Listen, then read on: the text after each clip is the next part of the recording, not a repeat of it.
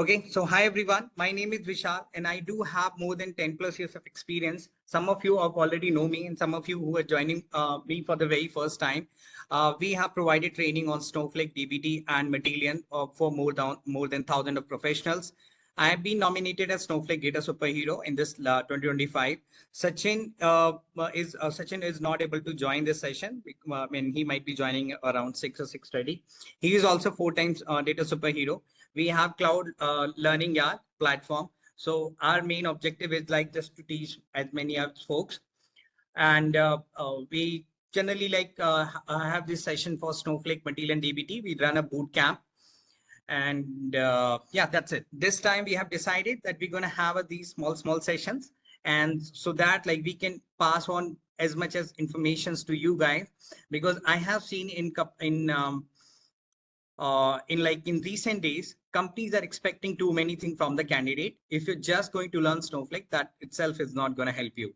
So for that, we are helping that you should be having a confidence in DPT, Matillion, or let's say any other things like AWS data warehousing. So we just wanted to help into the modern data platform. Okay, so in this complete session, first we're going to understand what is Matillion, how it works, and then we will be doing all the data engineering pipeline. I hope you all can see my screen, right? Okay, so before that, like before you understand the Matillion, I'm sure you all are coming from a data engineering background, and I do not need to tell you what ETL is, what ELT is. But I'll just be taking a 2 minute to just give you an overview. So suppose you have to create a data engineering pipeline, or there is one guy who is saying that, hey, I do have a couple of data sources like data lake, databases, or probably like a file system. I do have file system, let's say SFTP. We do have SFTP. I do have a data lake like S3, GCS, ADLS. I do have databases like SQL Server, MySQL, and some CRM platform like Salesforce. Okay, or we can have a number of platforms. We can have API, we can have SharePoint and all. Now we need to build a data warehouse. We need to build a one platform which we can basically kind of a treat as our point of truth, or like a point of everything, so we can make the decisions from that. So whenever we need anything, we are just going to hit that source, or like to either we are going to build a report, we are going to perform any analytics, we are going to make any ML or AI model. So we will be maintaining one data warehouse. So earlier, when there was not a cloud concept, then we used to perform a ETL. So what we used to do there, even the data lake concept was not there. So what we used to do is like we get the data from flat files, we get the data from CRM or some databases, then we perform a ETL. This ETL we first do the extraction, like taking the data from all these data sources. Then we perform a transformation, only the required and the meaningful data was we extracted, and we just transform all the business logic that, okay, if the business rule is matching this and this, then only we are going to load that data in our final destination. So first we used to do the staging and all. And why we used to do that? Because of some limitations. We were having our on-premises data sources, and there we were having a limitation of scalability, or we were having a limitation of the storage. But these days, we have a cloud data warehouse like Snowflake, Redshift, BigQuery, Databricks, which comes with the unlimited storage. There, we do not care about the storage. We think like, okay, most of the people, they say like, okay, because it's just going to be storage is very cheaper. I need that whatever information we do have from the source, just import it. And whatever the business, probably like one guy needs different data, one guy needs different data. So I'm going to import each and everything into my cloud warehouse. So for that, we have an ELT. Now, why this ELT is an advantage over the ETL is because you do not need to interact with source again and again. Now, just imagine that this is the guy who is trying to get the data from one showroom. And let's suppose, okay, let me give you one very simple example about this ETL and ELT, how this is going to be beneficial. So suppose Sushil is basically, Sushil needs a red color t-shirt, okay, because his girlfriend say that, hey, I want you to be wear the red t-shirt for this particular date. So Sushil went on this shop, and he is like Sachin is the owner for it, but Sachin has a limited space in his shop. So what he is doing, he is maintaining maintaining one warehouse, one go down kind of a thing. So Sushil needs a red color t-shirt. So he told the requirement to the shopkeeper. Now Sachin will be sending one guy or a helper that, hey, just go to the showroom and pick only the red color red round color t-shirt or red polo t-shirts. Now, what if Sushil tried it, but it is not looking good on him? So he said that, no, now I'm changing the requirement, and let's go for a black t-shirt. So in the same way, what if client is changing the requirement again and again? This shopkeeper is going to send his help in the go down. But suppose he has to go down for a 200-meter by the bike, by the bicycles, or by anything. Just imagine, like we are taking a rough scenario. Now, what if it's raining outside? What if his bike ran out of fuel? Then he will be having some delay. So in the same way, what if when we are trying to get the data from data sources and there some source connectivity issue, we are going to face some source connectivity issue, then we are not going to able to get the data at the time. Sounds good. But in the same ELT, what we do is, if the Sushil says that I need a red color t-shirt, so he will be saying that bring all the red color, black color t-shirts. He gonna go over there, and then he gonna put every t-shirts in the shop only. Why? Because he doesn't need to worry about the rent, because he is owning that shop. Let's suppose he is owning that shop and he can scale that. He has no limitation of storage. He just not having like a 10 by 10 room. He can have like a 500 or 500 by 500. Sounds good? Everyone, are we clear? Now, once we have all the data over here, then you can apply transformation as per your feasibility or your transformation or your requirement. One of the great thing about the ELT platform is that all the transformation they does is on the base cloud warehouse. So whatever the cloud warehouse we are going to choose, all the transformation and the computation happen on that. Okay. So Matillion is like ETL, or like basically ELT tool, I'll be saying it, but you can perform ETL, you can perform reverse ETL also. So this Matillion is going to help you to bring your data outside from the Snowflake. Matillion going to help you to bring the data outside of the Snowflake from data sources like data lake, your API, your databases, your SFTP, your file system, your HTTPS, your SharePoint, or any connector like LinkedIn query, Gmail query, or anything. You're going to dump into the Snowflake, and then you're going to apply the transformation. Now, all these transformation will be happen in the Snowflake. Why I'm saying the Snowflake? Because we're going to launch our Matillion on the Snowflake. Okay, I'll show you each and every single query we are going to perform on a Matillion will be reflecting under the query history. So for the Matillion, earlier it was having a two product. One is the Matillion data loader. Second is the Matillion ETL. Now Matillion data loader was completely like a Fivetran, or we can say the Airbyte. It just used to pull the data and dump into the Snowflake, like source and destination. That's it. No transformation. And even comes with the limited connectors. Guys, am I going a bit fast? No, Vishal. It's okay, fine. you're comfortable now? Okay. So here we do have, first, we will be focusing on the Matillion ETL and the DPC. Now, everyone, when you will be creating an account, you will be getting a Matillion DPC, which is Matillion Data Productivity Cloud. So Matillion itself is encouraging all the user to use DPC these days. I have seen from past 1 year, because even the Snowflake stop the support for the Matillion ETL, all you will be seeing the DPC. Okay. Now, what is the difference between these two? So just consider the Matillion ETL is you will be launching it by going on a cloud platform. When I say by going on a cloud platform means you will be requiring a AWS or Azure account. You should have a dedicated cloud knowledge so that how you can set up a EC, how you can set up the VPC and all that. But in the Matillion DPC, it's completely a SaaS-based platform. Just like we create account on Snowflake, for that, we do not need to worry about whether we do have an AWS, Azure, or GCP account. It's completely taken care by the Snowflake.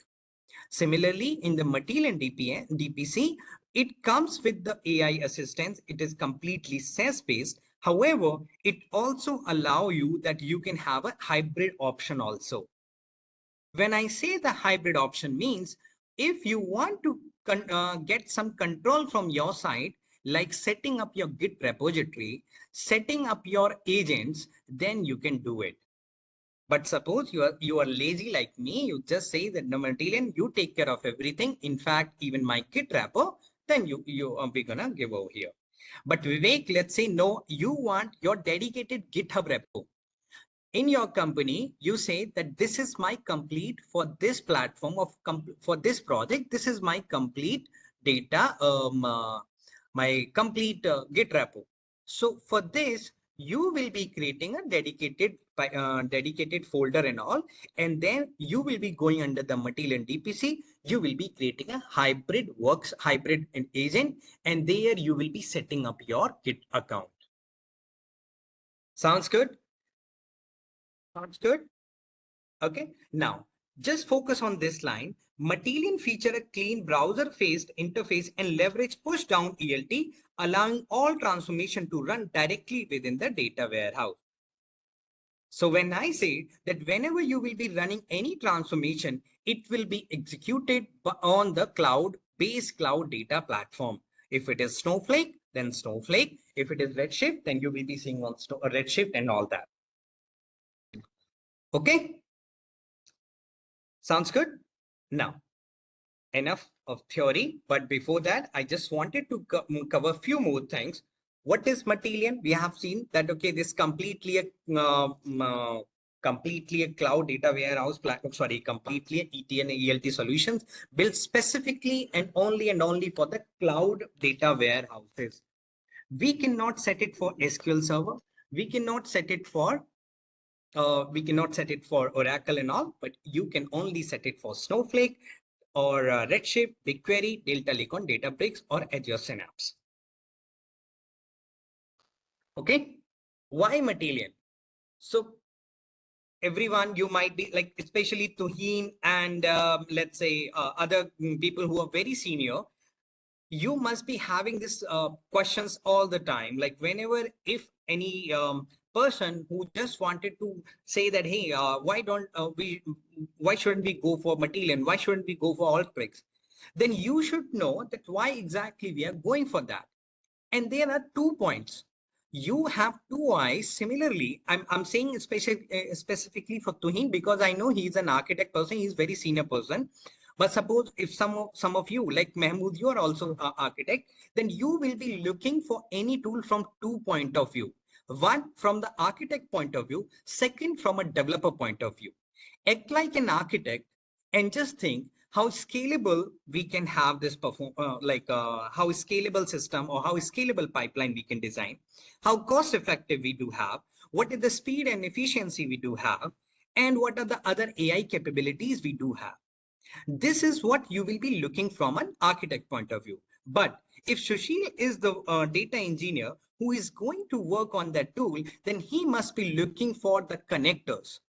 He will be looking for the connector because tomorrow the client gonna say that I have a data from SAP. Can you bring that data from SAP to Snowflake using the Matillion? You need to check. So how many connectors we have? Do we have how many languages are supported by this particular tool? Although Matillion is a low-code, no-code solutions, but still there will be many circumstances where you will be writing the code or where you will be like fetching the data with the help of Python, SQL, or Bash script. So do we have all these language supports, right? And From the architect point of view, Tuhin will also be looking forward how good support provided by these product team. If I'm going to launch Matillion in my environment, and if my data engineer face any problem and we are raising any support case, are they gonna fix it very quickly or they just gonna make excuses? So all these things, we get it in Matillion. It's completely cloud native architecture, which is built specifically for cloud environment. It's a fast data processing and transformation capabilities, which help reduce time to insights. We have a visual interface like drag and drop functionality and allow all users, even a non-technical person who is not very good with the SQL, he can also create some pipeline over there. Cost effectiveness, so you just need to pay as you go. You don't have to worry about that if I'm not going to create any pipeline, or actually not running any pipeline. Creating is fine, but not running any pipeline, no pipeline is scheduled, then still do I need to pay? No. And then in the DPC, one of the good thing about the DPC is that you get the AI capabilities. What does it mean? That Matillion from past, like in last 1 or 1.5 months, they have introduced their one AI agent called Maya, which gonna help you to design your complete workflow. So I'm just gonna type a prompt and Matillion Maya will be writing a complete pipeline for you.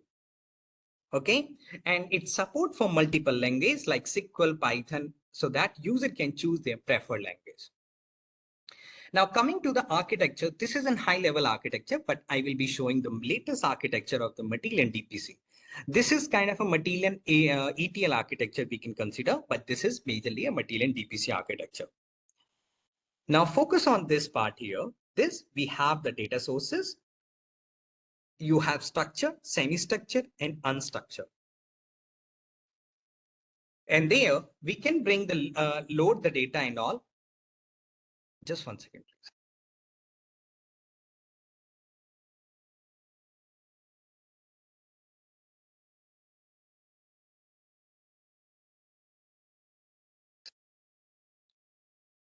Okay, so here you can fetch the data from like any of the Workday, SAP, Postgre, Salesforce, and LinkedIn query. These many data connector we have. We have around 100 plus connectors in this Matillion, where you can get the data from structure, semi-structured, and unstructured. You load the data, extract the data, and then transform, and then you can orchestrate, means you can schedule that. There we do have this. I told you that we have SaaS and the hybrid. That means you can set up your Git repo, right, Vivek? I hope you're with me, everyone. This is completely onto the cloud. That means, let's go back to the previous slide here. This is on AWS, Azure, or GCP. So you will be setting up your cloud first, then the cloud data warehouse. After that, you are all set. After that, we all are set. So we can get the data from API, application, database, files, NoSQL. And once we have done into the Snowflake, so what would be the complete workflow? Like it will be a high level workflow will be, is like, I get the data from S3 with the help of Matillion, dump into the Snowflake raw layer. Even you can implement a Matillion architecture.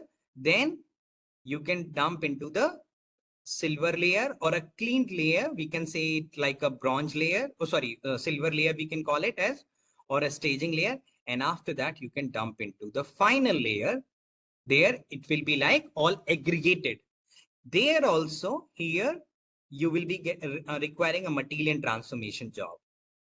And then this all can be used, data from a final layer, right? This is in high level, but we will be saying it. Okay. Sounds everyone good, everyone? Any questions so far? Just type into the chat box, please. Huh?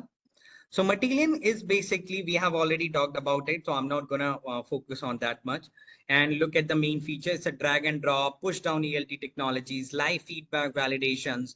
It's a build job together. If any of the point is not clear, I'm gonna share this slide with you.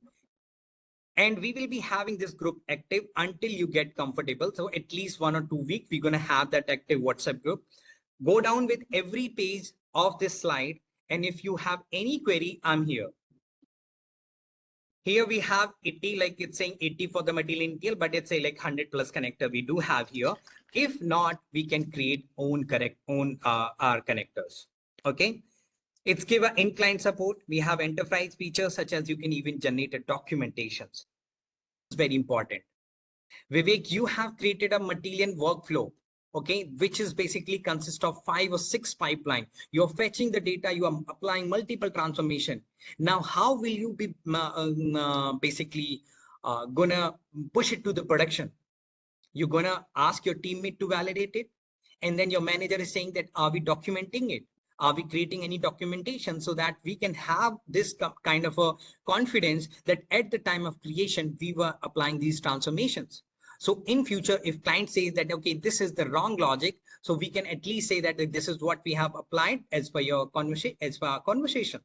So we can simply generate a documentation. Okay, then we have the rec capabilities, prompt components, so many, like you can apply OpenAI components also we do have over here. Okay, now I will be going into my Matillion environment. I hope you can see my screen. So many tabs are open. This is what the Matillion is going to be look like. Okay.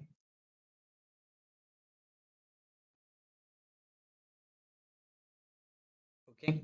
So how you will be launching it? There is one more point. I'm going to start with the new project, but once you will be creating your account and anyone, like I'm going to share you the steps, but if you're going to face any problem while setting up your account, please don't hesitate to reach out to me. I really want you to everyone to practice whatever we do it here today.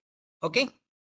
So for this, what you're going to do is you will be creating a new project. So this is what we're going to have: manage custom connector agents and anything like that. This is kind of academy and all. You can see that I have already created these. That's why we are going to see these pipelines and all. But suppose I wanted to create a project. Okay, this is not able to show over here. This is okay, no worries. Let me just come over here. I'll try to show you my first project. So basically, I just wanted to go to why this is not can be loaded. Okay, let me just rerun this.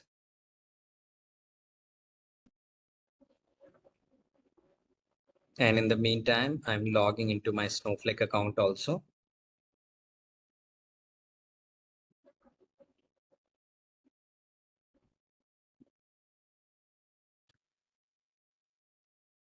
Okay. So first thing, like this is not how you are going to be like look how your window is going to be look like. You will be setting up your Matillion environment, and there they will be asking on which cloud data platform. It's going to be easy. Once you are able to log in, you just have to choose. I can what you can do is like once you log in. Sorry, my bad. Okay, control log in into the Matillion. Then you have to choose a cloud provider, where you will be choosing an AWS. Then they will be asking for the region, which is US or EU. There, after that, they will be like options for the cloud warehouse. Choose your Snowflake, and then once you give a Snowflake, you would be requiring the details. What details? So I'm going to show you that, okay, this I'm going to create add project. This project name is Matillion webinar. Okay. After that, this is the data platform. Like that, you're going to choose it, Snowflake. I click on continue. Now, this is what complete SaaS and the hybrid means. If I'm going to choose this Matillion manage, this is completely SaaS. If I want to set up my own Git repo over here, then I'll be choosing a custom setup. We'll be clicking on continue, and then whatever my Git provider is a GitHub, Bitbucket, GitLab, or Azure DevOps, I'm going to select it. Okay, but I do not want it to do it over here. I just want everything needs to be taken care by Matillion. We'll be clicking on continue. Once I click on continue, then you will be setting up your environment. So I am going to say this is completely a development environment. And the default environment access going to choose the owner, but this is not, this you might not be given at the very first time. You will be setting up your cloud reason and all that. Then you click on continue. There you will be requiring all the details. So for that, come into your Snowflake account. There we do have what all we required: account, username, password. Okay. Yes, everyone is on mute. I see some background noise.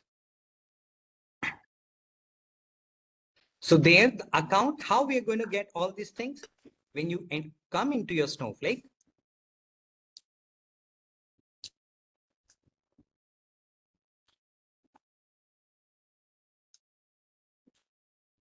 here we do have a connected tool to Snowflake.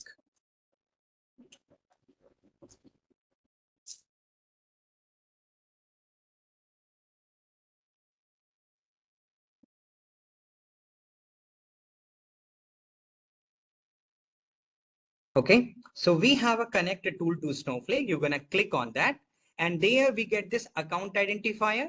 This is my username and password. You all would be remember, right? So you click on that, copy it, come over here, paste it in over there, and then I want it to connect through a username and password.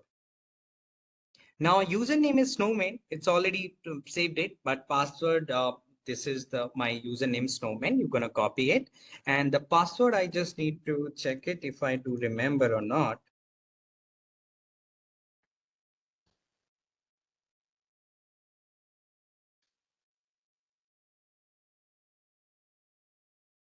Okay.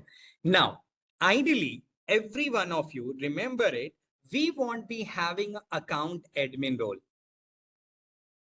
Anyone you remember like how we used to connect with any tool? Anyone who worked with any other tool like Twain, you might have worked with any other tool connecting with the Snowflake, maybe like Power BI, Tableau, and others. Or Shashil, Aditya, you might have worked with any other tool, Mitul, Sally, right? Remember? No? So we create a dedicated role. We created a dedicated role for that, and we might be creating a dedicated warehouse and all that. So what I did is I have a dedicated Matillion practice database, but I'm actually deleting it. I will be doing everything from the scratch for you guys. So I'm going to drop it.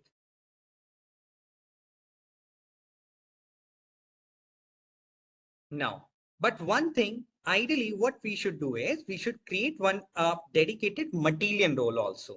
So here, either you can create one role, which is Matillion role, and that role we can choose in a default role. But because I have to give so many permissions and all, that's why I'm selecting the account admin. However, this is not recommended. This is definitely not recommended that you should go for account admin role. Why? Otherwise, every single object you will be able to have the access. And if you are going to give the access to any other person, suppose Vivek, you are working on Matillion, you would be having all the objects access. Means you can write, you can create, you can drop, and you can delete. So to maintain a proper access control, we will be giving a dedicated default role, which you can create over here, maybe like a Matillion role and all that. After that, you give a default warehouse. So for this, we can select compute warehouse, Snowflake learning warehouse, or even you can create a default warehouse for specifically for Matillion. I'm going to choose compute warehouse only. And then here, the database I want to choose, I wanted to create a Matillion only.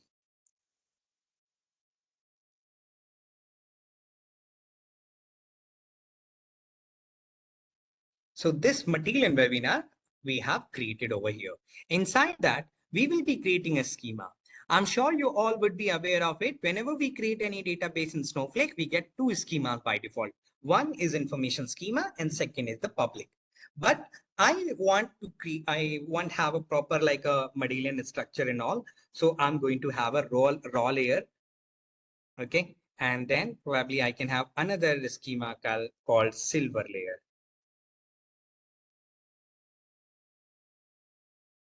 Okay. So we do have it. So now I'll be selecting compute warehouse, database. It's not visible, but I just wanted to, okay, because we just created. So what I'm going to do is I'll just go to the previous and then it will all reflect it. Otherwise, you can refresh this window. Now the database, Matillion webinar, we got it. And the schema, I'm selecting the raw layer. They are the default connection. That means if you do not specify at the time of creating any object, by default, those objects will be created under these database and schema. And even when we are trying to read any table, that by default, it will be pointing to that database and schema. But that doesn't mean that only and only we would be having the access of this database and schema. No, we can have the access of whatever objects we are going to provide access to that particular role.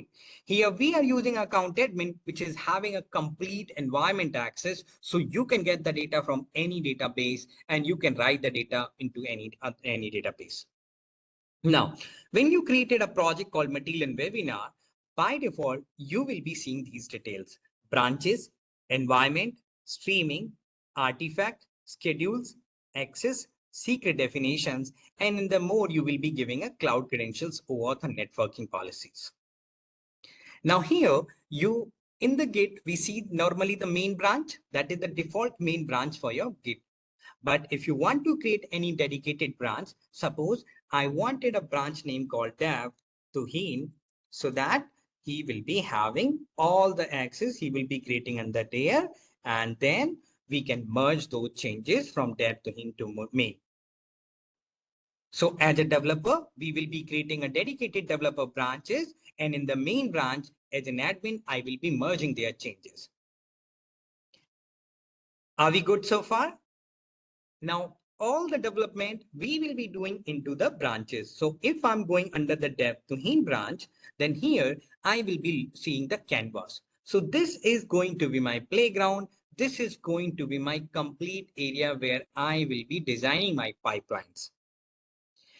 I was saying that Matillion has supported now AI agent called Maya. So you can ask anything and he will be helping you to build any pipeline.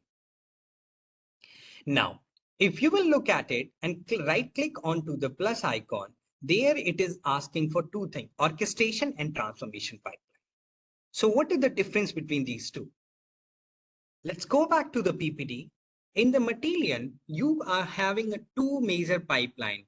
Your complete pipeline will be either you're going to create a transformation or you're going to create a orchestration pipeline. Now, what is the difference between these two? And when will you going for orchestration? When will you going for the transformation? Okay, Shashi, whenever you need the data outside of the Snowflake, everyone, this Matillion we hosted on Snowflake, right? We have created a project. We have used our Snowflake environment. Yes or no, everyone?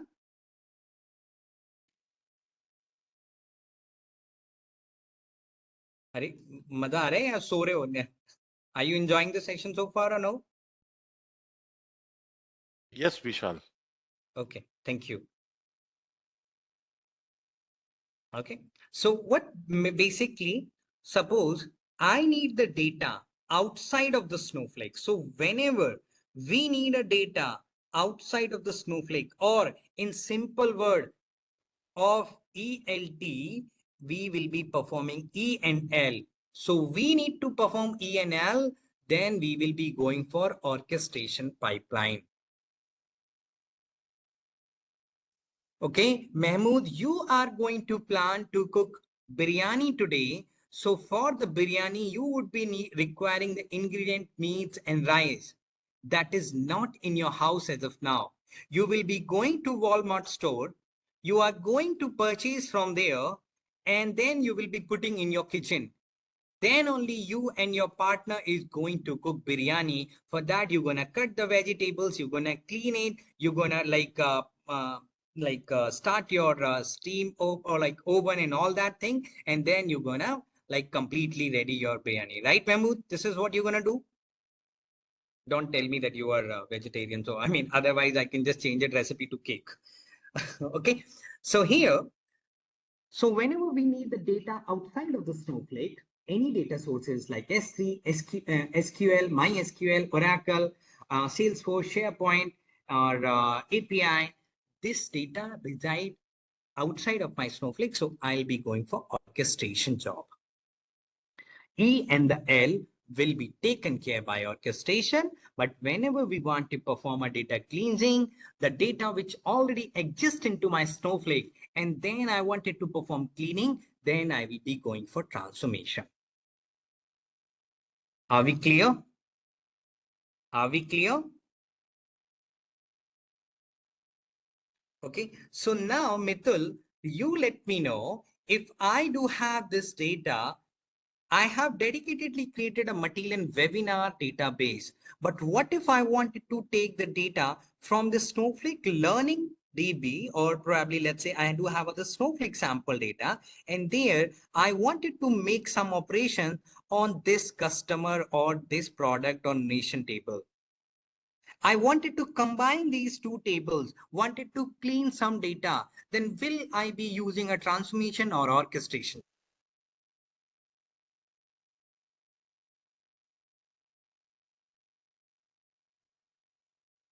Orchestration, because it is already present in your Snowflake, right? Okay. Any other? Ento? It should be transformation because you're going to transform the data already presented. Exactly. Sayali, you can basically misunderstood, I guess. This data is already into the Snowflake.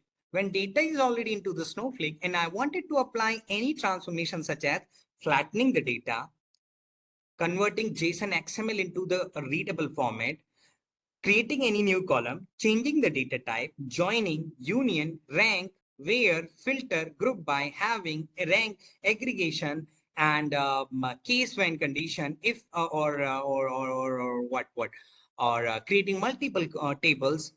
This all we will be performing into the transformation job. But if the data is into my SQL server and then I to bring, for that I will be going for orchestration job. It's clear? Yeah. Clear, Sayali? I Yes, hope yes. you're not going to forget it. Okay. So these are the two main important jobs we do have here. Now, you will be making a combination of orchestration and transformation to build your complete pipeline. So you're going to have one data, like you're going to pull the data and then transform it, then again transforming, and then completely have a main orchestration which gonna control the complete workflow, complete schedule and all. Okay. Yeah.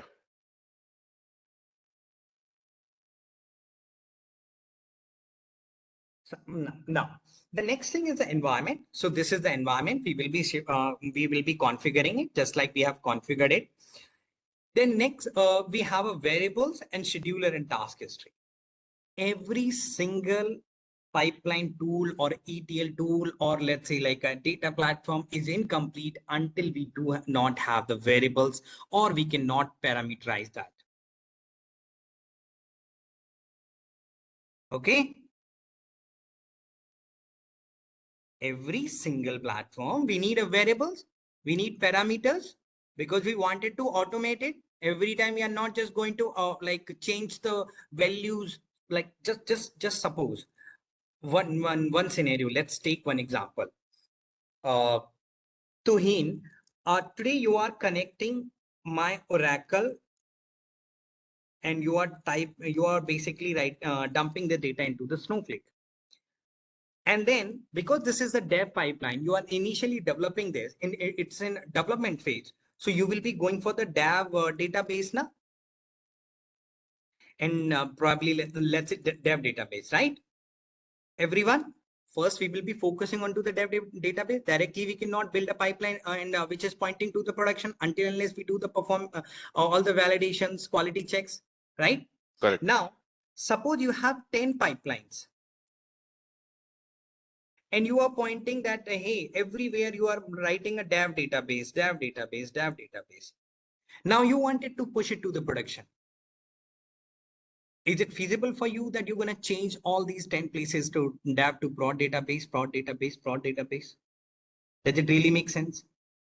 Now, second thing. Second is, what if next you have to build one pipeline which load today's data.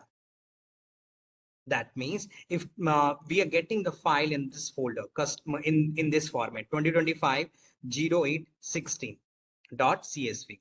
Tomorrow, I will be having a file 2025-08-17.csv. Are you going to ask anyone, Tuhin, Anto, or Mithul, that someone needs to change this path every day? No, right? For that, we have the variables. And in this, we have environment variable, job variable, grid variable. But one thing, I just wanted to give you one. If you are using Matillion ETL, then this is the name. But if we are using Matillion DPC, environment variable called project variable, job variable called pipeline variable, and we have a grid variable. Also, we have system variables, which is provided by Matillion DPC itself. Understood, everyone? Taken up? Everyone?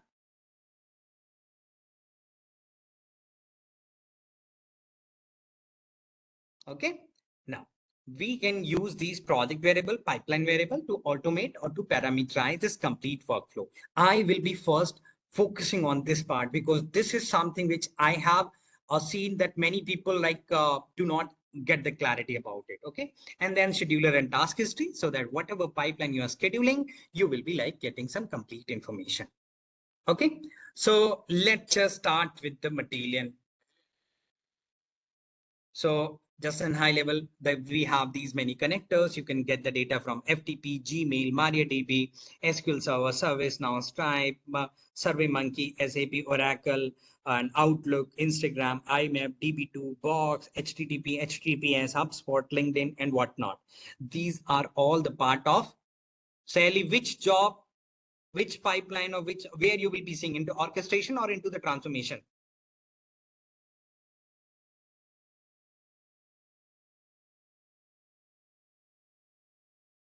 Hello, Shelly, where you will be seeing all these things?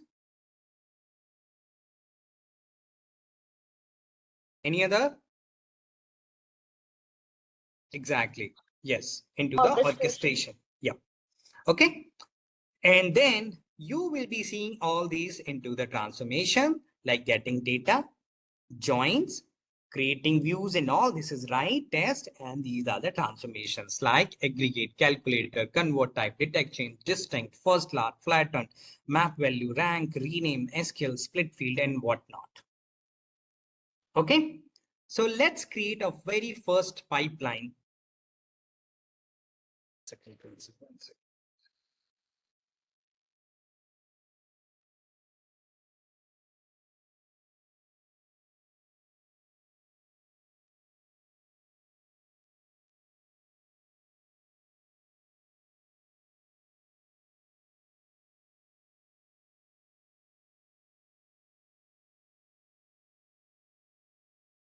So you're going to right click on it. I'm going to show you the steps one more time. This file you can bring into your left hand side or right hand side. This is one thing which I definitely don't like about the Matillion DPC recent update. Earlier it was, they have made it a floated UI. So first thing, whenever you're going to create, these are the pipeline which will come auto or by default. Okay, these are the default pipeline which will come into your environment. And there you do have one orchestration job. Inside that orchestration job, you are running these transformation jobs. So this is what I was saying, that you can have a complete workflow. Okay, so this is the transformation one job. This is another transformation job. And these transformation job we are calling through this orchestration job. But why we are, how exactly the things are being done and all. Now imagine I am going to give you one scenario. Okay, so let me just create one worksheet. And first we will be doing very simple task. The very simple task is I have I'm Matillion webinar and I'm coming into the raw layer. Okay, show tables. Do I have any table right now? Answer is no, right? We don't have any table. Now, suppose Tuhin, you need that all the tables from Snowflake sample database under TPCHF schema, TPSH SF1 schema should be in my raw layer. Okay. Let's suppose we do have table called select star from Snowflake sample data dot tpchsf1 dot customer. I have this customer table.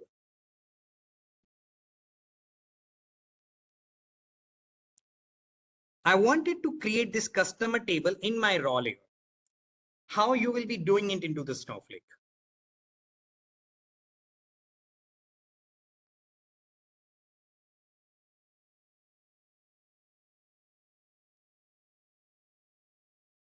This way, right? This is one way, or we can clone it, right now. Okay, suppose this is one thing. Second, here in the customer, actually, I'm aware of this data model.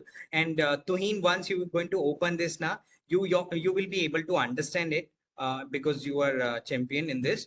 And this TPCHSF1 under these tables, here we do have this customer line item, nation, order, part, reason, and supplier.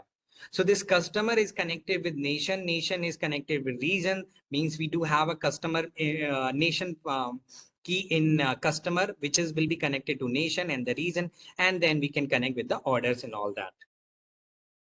So suppose if I need to get all these things or wanted to create a data mart, then or like dimension and fact, then I can utilize these tables.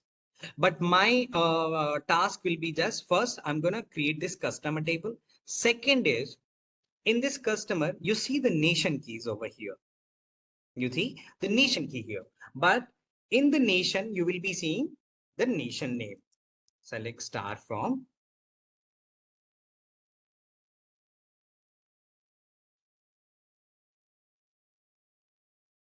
These are the nation names, Algeria and all. But what if Tuhin, you want to create a separate table for each nation? That is the requirement. Okay. I mean, this can be right. One of the possible scenarios that you have multiple customers but I want that every customer should have in a different tables, and that I wanted to maintain into my raw layer. Everyone, are you clear with the requirement first? Are you clear with the requirement? How are we going to do that? Let's see that. The very first thing is I'm going to create one folder because I will be sharing this folder with you. Okay. The folder name is webinar. Okay. This I'm using a dev Tuhin. Now in the webinar, right click, then in like on 3 dots, click on add not orchestration pipeline, because the data is already into the Snowflake. So I will be creating a transformation pipeline. And that transformation pipeline, I can say that the customer, let's say DAL first pipeline.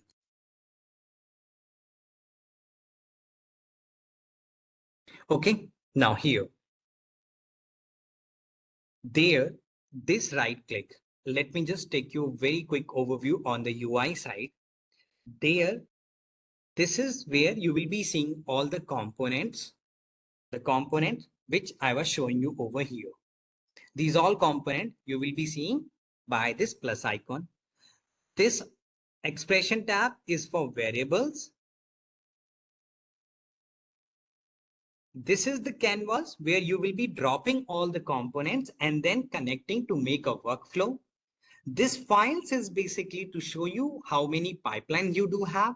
This blue denote to orchestration, T denote to transformation, or you can say the O is orchestration, T is for the transformation. Sounds good? Then this under, like in this the left bottom, you will see the task history, sample data, and metadata. So whatever component you're going to put it over here and you wanted to do the live validation or the live feedback, you can do with the help of these things. Sounds good?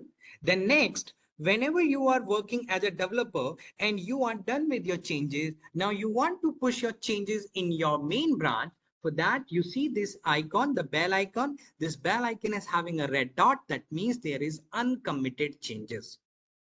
There are uncommitted changes. So first you need to push your commit your changes, push your changes, and then the admin will be merging the changes into the main branch. Are we good so far?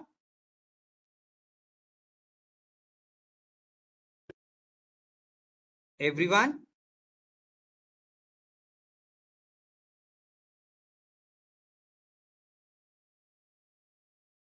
Anyone has any kind of a doubt? Jishan, Mahmood, Mitul, Naveen, Pavan,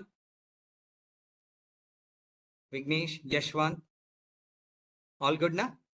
Okay, fine.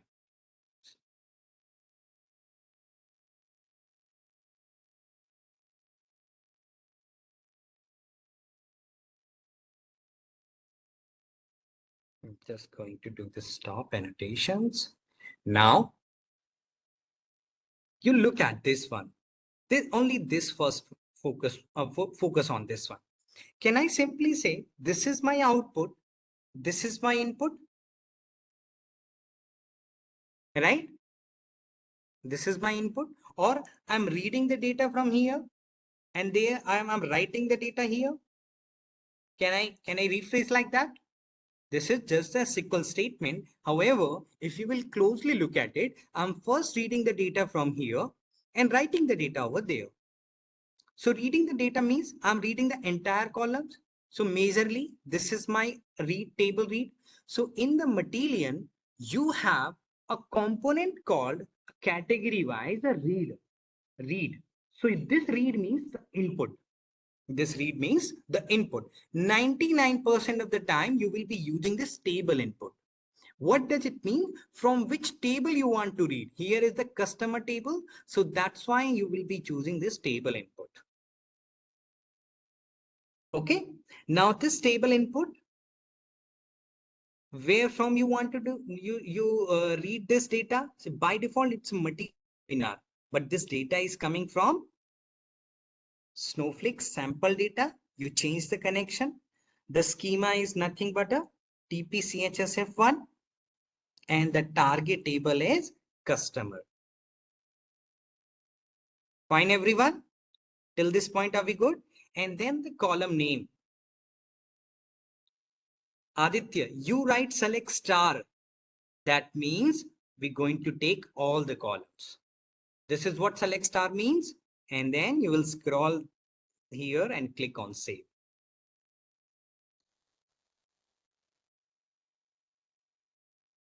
Okay.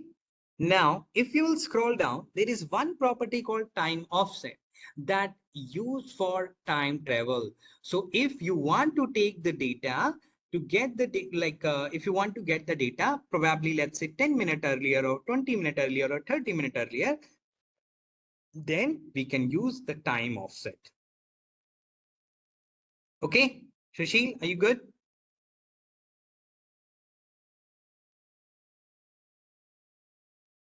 Yes, Vishal. Okay, thank you. Now for that, we are fine. We are just taking the present data. Now you see, this is the customer. Now, Are we applying any transformation here? The transformation means, let's suppose I wanted to add one column. That would be the transformation now. Suppose Tuhin, you want to know who actually loaded this data and when this table got created. Those audit column I need, the timestamp column, ETL column I need. For that, can I simply write here current date, comma, current user?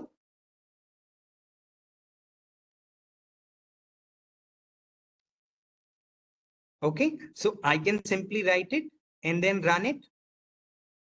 There I will be getting 2 extra column other than the star, right? Okay, but I wanted to create this customer as, so this is going to be created at the runtime. Whatever the output column we are going to get into the select query, this will be created automatically into the where?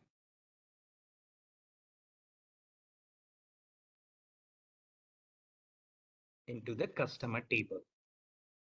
But if the customer table is already there, then do we what if we just wanted to insert the data into the already or pre-existing table? Then are we going to write the same statement?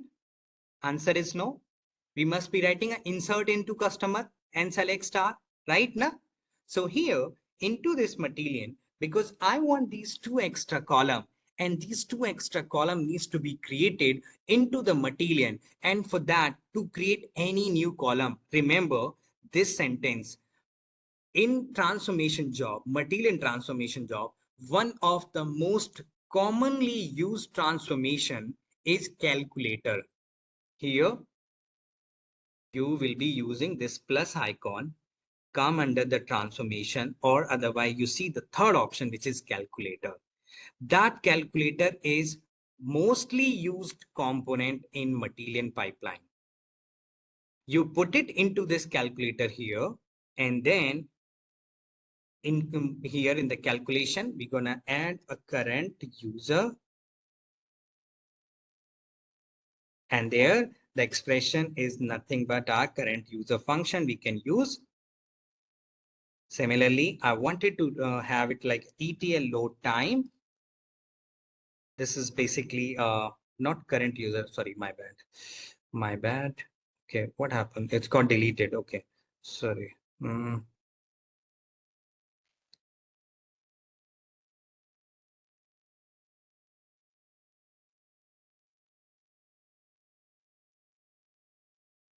So here, this is user, and that we can simply say current user. This is the person who created it, and when it got created, for that we can go ETL load time.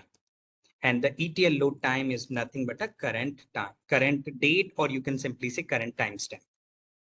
Okay, I mean, if you just wanted to be more precise, date and time, then you're going to use current timestamp. Are we good till this point? And then you're going to click on save. So far, if you want to do some validation and all, then here we do have the sample data.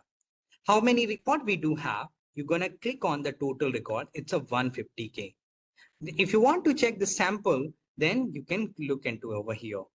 If you are going to click on the metadata, it's going to show you what are the column name and their data type.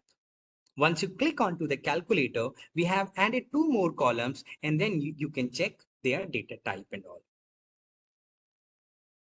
Okay, this is the text which is taking the maximum value, which is like 128 MB now, by default the size of the varchar max. So that is what it is taking. ETL load time is date time. And then if you want to look at the sample data here, you can click on the sample. This will show the sample of the calculator. If you scroll to the right and you see that, yes, this we are actually getting the correct value snowman, and this is the ETL load time. In case you change this, no, this is not what I wanted, and you have mistakenly used any functions, any calculation, you can update that.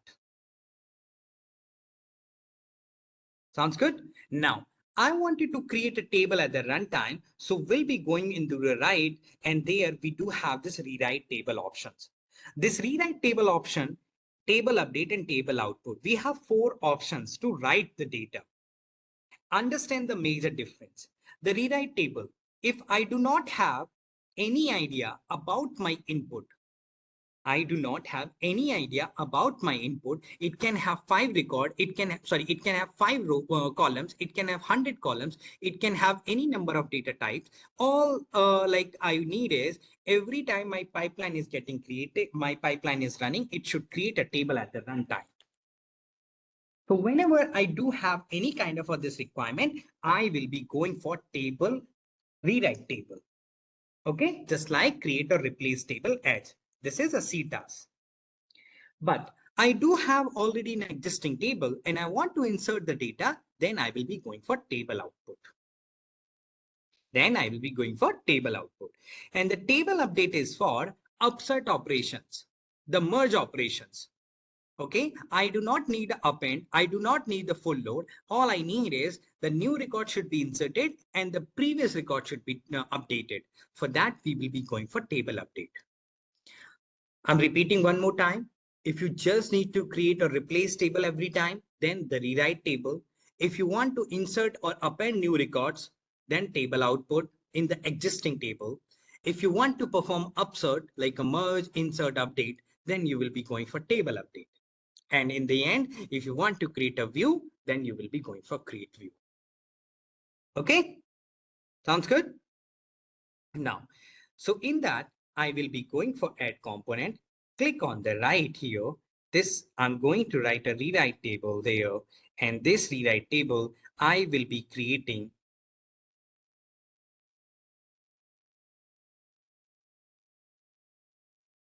under the Matillion webinar raw layer. And the table I need is the customer data. That's it. So you just need to name of the table, then the customer data. That's it. Now, I am coming under my Snowflake. You run this, show tables. Do we have any tables? No. You come into the Matillion, there, right click on it, and there we do have two options, validate and the run. So validate is nothing but a compilation, run is nothing but an execution. So my pipeline is validated or not, how will I know that it is in a correct phase, it is in a validated phase, it has been fully compiled by these icons. By these icons, you see this tick icon is coming. If I'm going to add any new icon, let's say aggregate, and you see this is showing cross, that means it's a validation fixed. Like we need to fix the validation. Okay, sounds good, everyone. Now right click on the run pipeline. There you see the task history here. It started run. Okay, it is running. This is the pipeline and the tick. That means it's successfully executed. But as a developer, you will come into the Snowflake. You will come into the Snowflake, run the show table command, and you see the customer data. It's having a 150K records. This is what we were expecting because the same record we have into the SF1 customer. Now, if I run the select star from customer data, not only just 150K record, but it should also have two audit columns, user and ETL load time. This is what we wanted, right, everyone? Everyone? Are we good? Now, when you will come into the monitoring part, I just said that it's going to be pushed down and going to have everything into the Snowflake.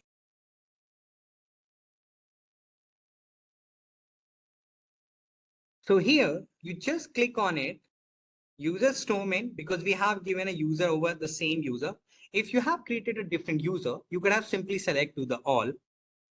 Okay, now look at it, scroll down, this create or replace table, JDBC driver, and it is going to show you which has been created, OS version, Linux, and all that. This we have created from outside. This we have created from outside, right? So I think you can check it over here. Are you comfortable with this? That yes, Matillion is going to execute the warehouse of the like Snowflake virtual warehouse only for computation? Agree, guys? Okay, let's make it bit advanced now.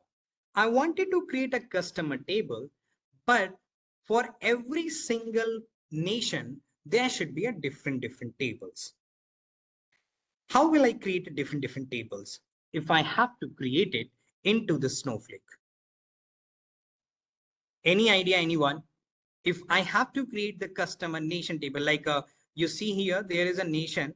I wanted to segregate a nation-wise customer, and there should be a proper, like these 25 tables. No, Aditya, why clustering key? We have Algeria, Canada. I need those customers.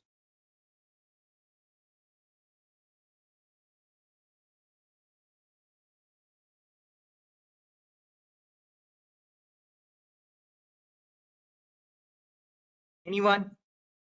Okay, let me give you motivation. No, Arjun, why partitions and all?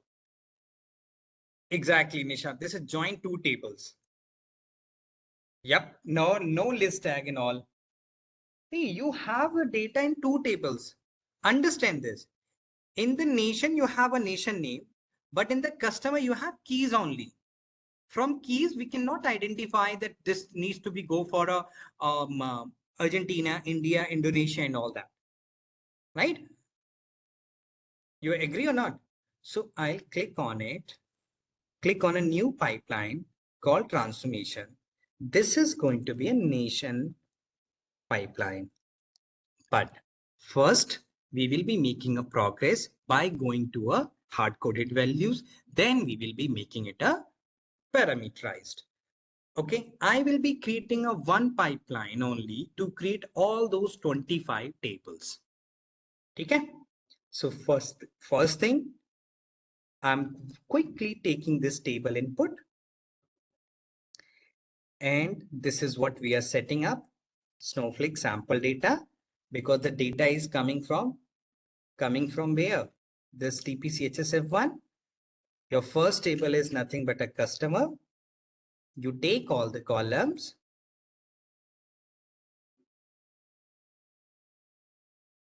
This is my first input. Now I want to join the nation.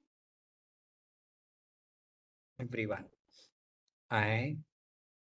What I'm trying to do is I am actually doing nothing but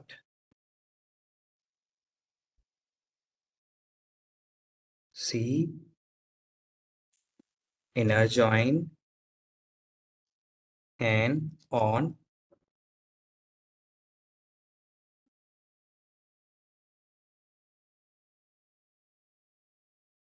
that's what we are doing. We are trying to figure out the nation name first, but I need to create for India. Then this is what I will be doing. अच्छा समझ आ रहा है अभी आपको? विजय, अजीत, शरद, Sridharan, at least those folks who are joining us my session for the first time. I'm more concerned about you. There are like at least 15 folks I know that, okay, you have they know me already, but let's say Sridharan and Tuhin, Yashwant, Pavan, I want your feedback. Okay, you can definitely say no, nahi samajh aa raha hai. Okay, thank you. Okay, so we are going to write this query into the Matillion. Now, for that, you would be requiring two table input because this is one, this is second. If I have to join it for another table, then we will be requiring three. Then we will be joining it. After that, we will be applying a filter. That's what we are doing. So how are we going to replicate all these things? I'm going to copy it. Why? Because it will help me to easily set up the nation table. So you can simply rename that nation. In the target table, you're going to choose nation here. Into the columns, I'm going to write all these columns. Okay, we're going to take, and in fact, Tuhin and Mithul, you can even take a selected column. Let's suppose that, okay, you don't need this comment column. It's not required for my So you can just simply remove it. It's like that rather than writing select star, you can just take a select column 1, column 2, column 3 and all that. Okay. Now we need to join it. So for that, we will be requiring a join component. And in this join, yes, we do have, this is the one join, but here you can perform all the joins: inner join, left join, right join, full join, in fact, cross join. So first thing, it is asking for the main table. Which is my main table? Nothing but a left table. Customer, you are doing the alias C, same thing. Okay, then join. It is asking which table you want to join. I want to join nation and the alias is N. Now, here we have the 4 join: inner, left, right, full. Now, Vishal, you are also saying that we can do the cross join. So this is something which I would be very interested to know, that we don't have this option, but how you gonna make it a cross join? Just park this question, okay? I'm gonna take the inner join here. Then we'll be saving it. Now, next is the join expression. Next is the join expression. So what we're gonna give it in the join expression? This part, Vijay, this part Aditya, right? Nation key equal to nation key. So there I select the nation key. So this equal to this. Fine. And we're gonna save it. Now, after this, you will be doing a column mapping. I need all the columns, so I can simply select add all. Here, I do not want some column. Let's say this C nation key, or let's say this, yeah, C nation key, I don't need it because it's going to be repeated. The comment also, I don't need it. So you're going to select on it and click on minus and then save it. So these are the column will be added into my output. Now after this, join.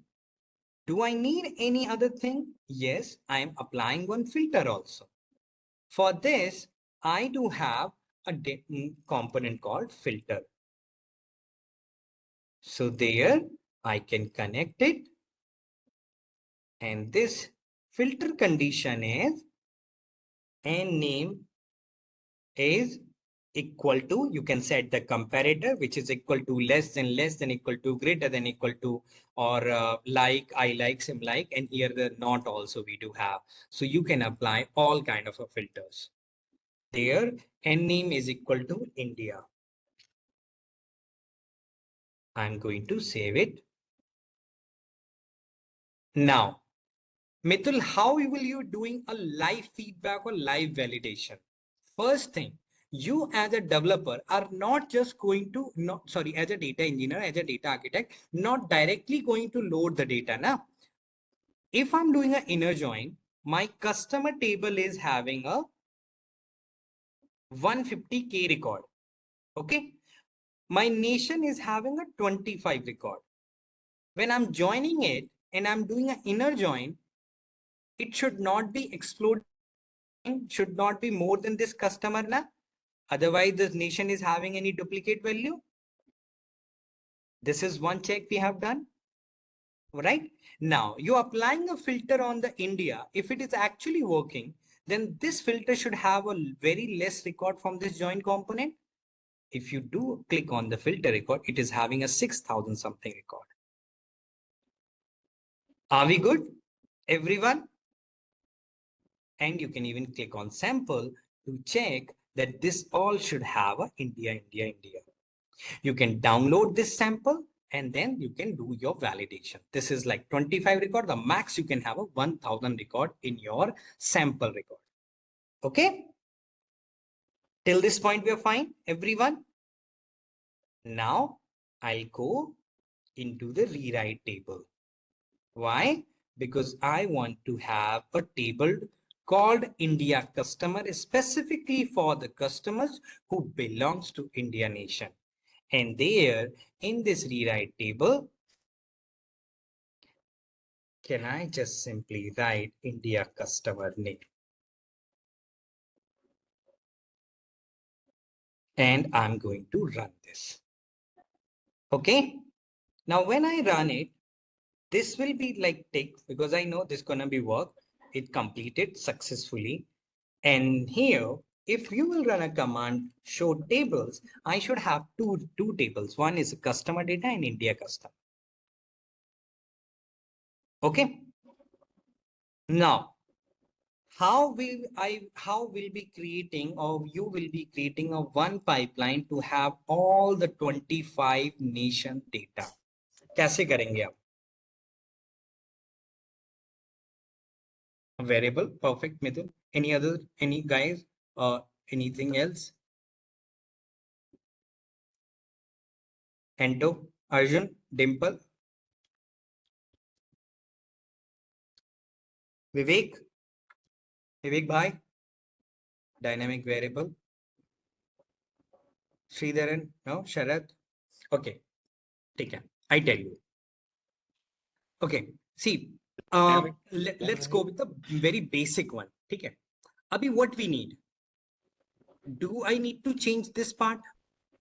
Do I need to change this part?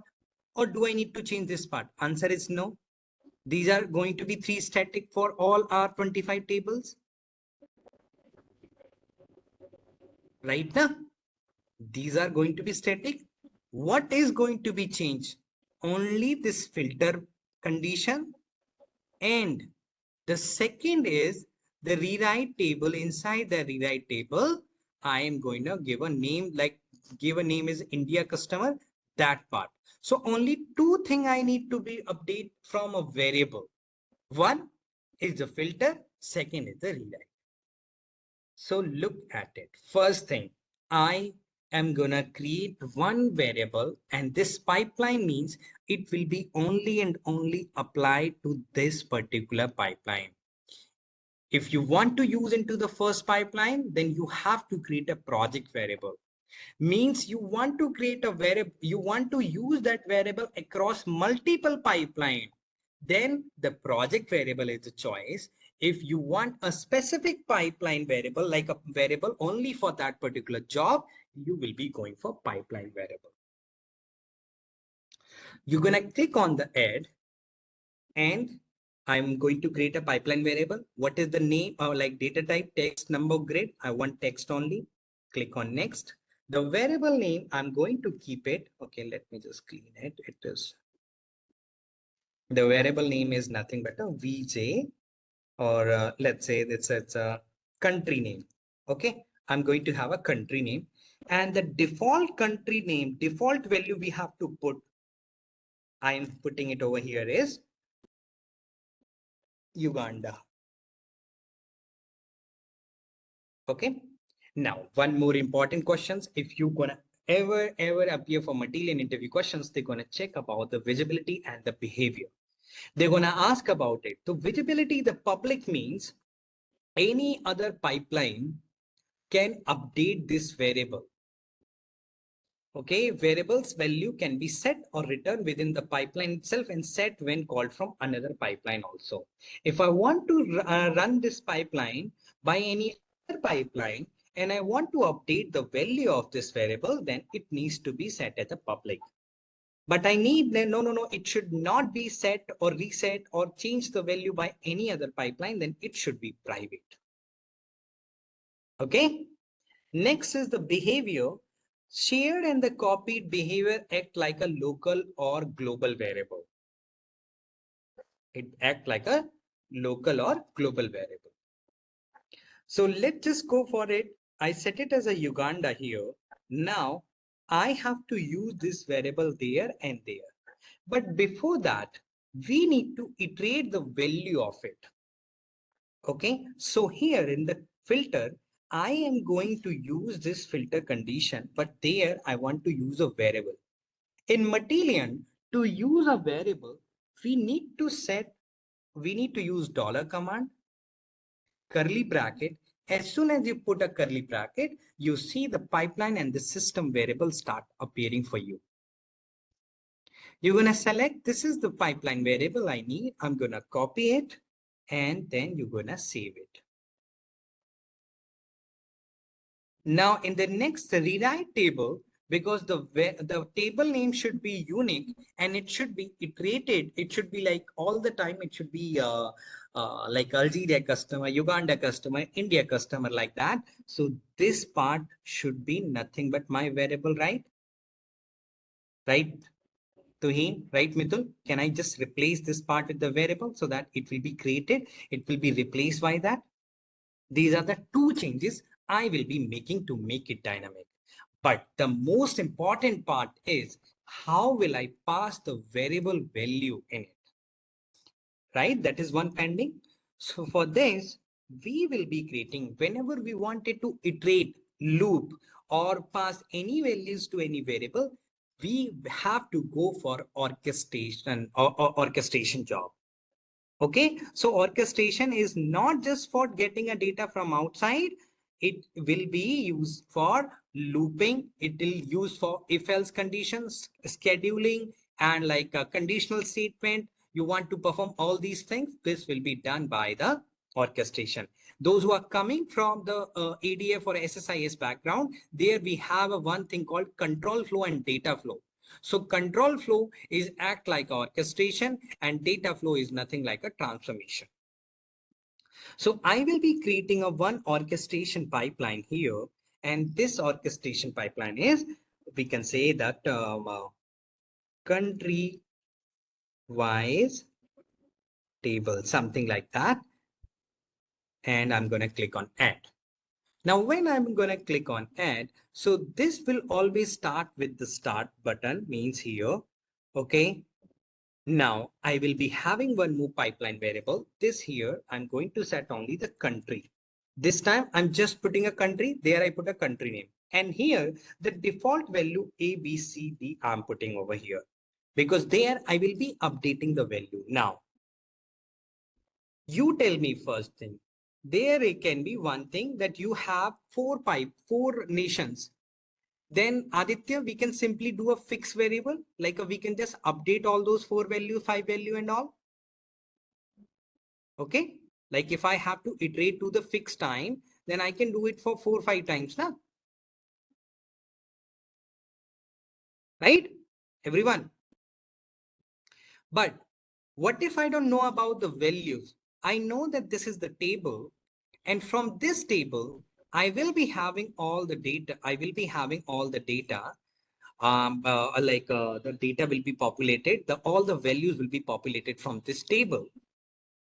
So I will be using a table iterator. Okay, there we have a variable called, sorry, the component called, you will come into the iterator. There we do have a loop iterator, file iterator, fix iterator, and a grid iterator, table iterator. So the fix iterator is when you wanted to loop over a fixed data value, you have to manually give the values here. But I don't know how many tables it can have. Tomorrow it can have 100 nations. Day after tomorrow it can have 150 nations. Okay, so for this, I'm going to use a table iterator. This table iterator, I wanted to iterate over a job. Over which job? The nation pipeline. So I'll be dragging and drop this nation pipeline. And one thing, you cannot run orchestration job from a transformation, but you can run n number of orchestration transformation job within an orchestration job. This is going to be your flow here. You are connecting to a transformation job, then you are iterating, like you will be iterating with the help of table iterator. You will click on this table iterator component here. And there, the mode basic and advanced means advanced here you can write a SQL statement. So can I simply write select n name from Snowflake sample data tpch sf1.nation. This will give me all the nations, whatever the present in nation, right?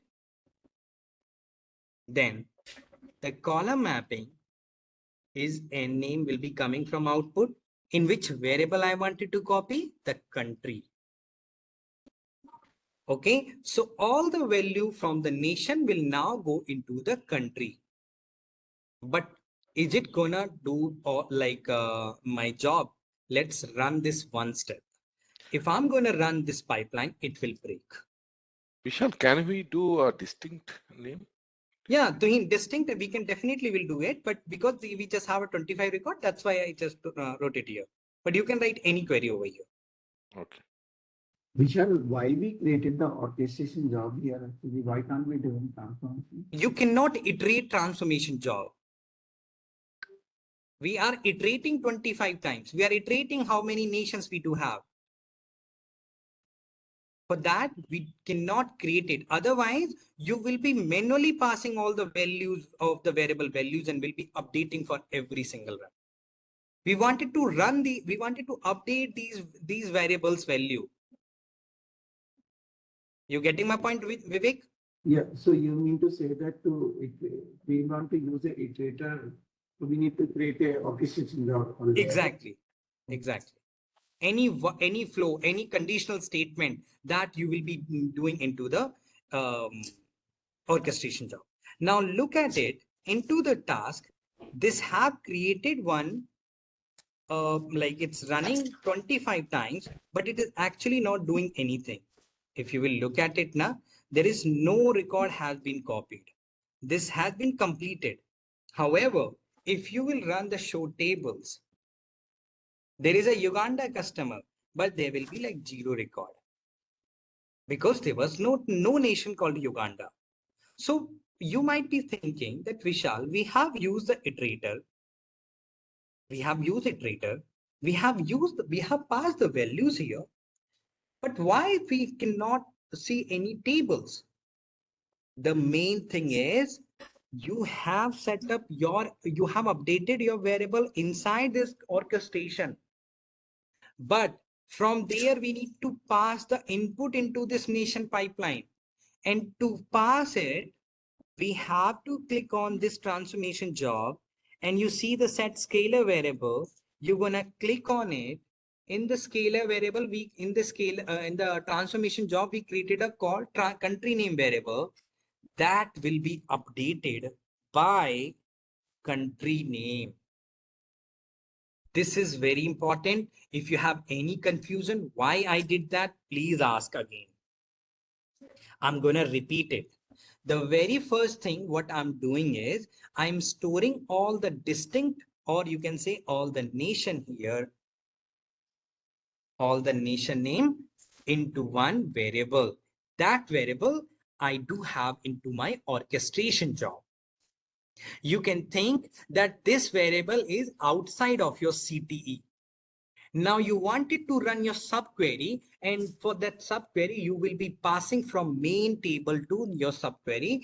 So we wanted to run this transformation. That's why this country name variable, we are mapping with this country.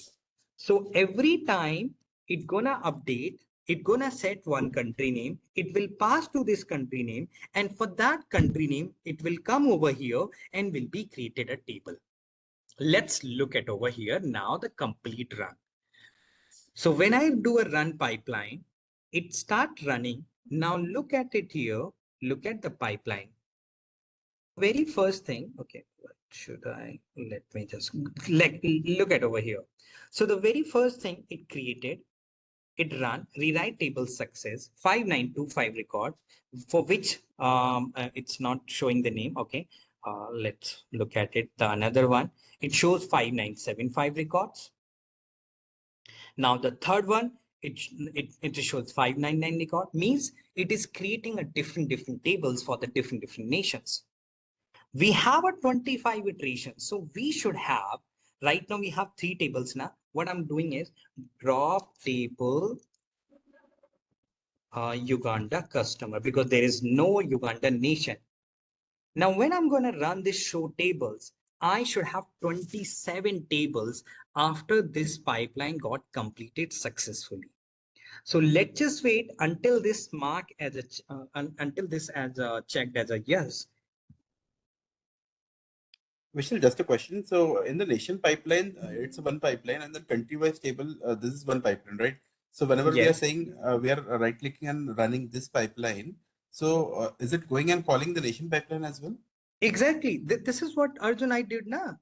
This iterating all this pipeline. This is the transformation. You see, this is calling run nation pipeline. It is going to click on that pipeline. You see, when you are going to open it, like clicking on it, it is opening this nation pipeline now. Yeah. Mm-hmm. So it is iterating that. Got it? Yeah, sure, got it. Now it is completed. Let's look at the show tables now. How many tables we have? 26. Okay, because India customer was there, so it recreated. Earlier we have 2 tables now, but one was India customer, so it recreated. Now you look at it, every single table we have over here. Are we good? Are we able to understand that how the orchestration pipeline can execute one transformation pipeline? How can we use variable to parameterize our flow? Everyone. Can you Yes, tell me Vivek. in orchestration, right? You are just taking the distinct nation, right? How Yes. you're connecting with the nation pipeline that? That's what I told you, Vivek, that first you are taking this data and dumping this column name. You're doing a mapping into this country variable. We created this country variable now in orchestration pipeline. Yes. Okay. Here you are Okay. doing it. Okay. This goes to here, and then in this, when you are going to click on this transformation component, there you are doing the scalar variable. So the country variable from the orchestration is updating the value into the transformation ka country name variable. What is this country name? This is where we have defined this country name. This country we have defined at the nation level, right? This country name we define into this transformation pipeline. This transformation pipeline we define. Now we are using this as here. Because this we have to pass it as a variable. So there the country name we define. Okay. Is it confusing everyone? Or you clear? See, Everyone? country name we define here, right? But we are linking with the country. That country variable. Clear. We define that. Vivek bhai, you have 2 flow. Just imagine ki bhai, first thing you are declaring that I will be storing all the value into my wallet, but like into your let's say like you are taking money from different people, you are storing in your account, but now I need that money to basically organize that party. So you will be transferring that money into my account now. Your Correct. account number and my account number will be different now. So Yes. I created this account number. This is the variable name here. Okay. This variable name value needs to be updated. Otherwise, how this workflow will be getting executed? We cannot iterate the workflow. We cannot pass n number of values into this transformation. That's why we launched this orchestration job. This orchestration job is going to control the workflow. To control the workflow or to iterate the value, we use a table iterator. Why? Because we know we do not know how many values are there. So first, the table iterator executed a query, store all the nation name into this country variable, and then we are mapping all the variables from country to country name in the transformation. So basically, you define 2 variable as a 2 pipeline, right? One is Exactly. country and one country. Yes. Yes. Got it. Thank you. Everyone, are you clear with that? Are we clear? Yeah, Vishal, Okay. I have one question. Like, Yes. currently, whatever you showed in the demo, so those table we have created, like, whatever the output tables are the permanent tables only in the Snowflake. So, are the Yes. tables created through the transformation always permanent, or it can be like we can create transient and the temporary tables as well? Like, Okay. Let me show you this thing. Okay. So here, if I come there in the nation pipeline, this is the rewrite table. Look at here, scroll down. Now we are not getting any option called as transient table. Are we getting into this? No. no. Okay. But if you want to create a transient table, there is one option called SQL component here. In Matillion ETL Sayali, this option we do have. Okay. But here in the SQL script, this is basically this is going to help you to run your entire SQL script. So suppose if you want to run this, I am gonna with this one, create a transient table, India table. I'm just going to create this India table as, and I'm going to select it. I'll come over here into this SQL query and I create this one. Okay. Okay. Okay, sorry, we cannot do it over here. Let me, sorry, this only can run the select statement. Let me show you what we can do. So for that, what you can do now, in this rewrite table, we are not getting options to create a transient table. But in case you have any transient table there, that you can use it to the table output. Now, let me show you one more thing. I'm sure they have this option here, create table. This create table option, we have it. There you can create a transient table type permanent and transient. Okay, so because this is a rewrite table now, rewrite table is only going to give you an options to store the data as a permanent table.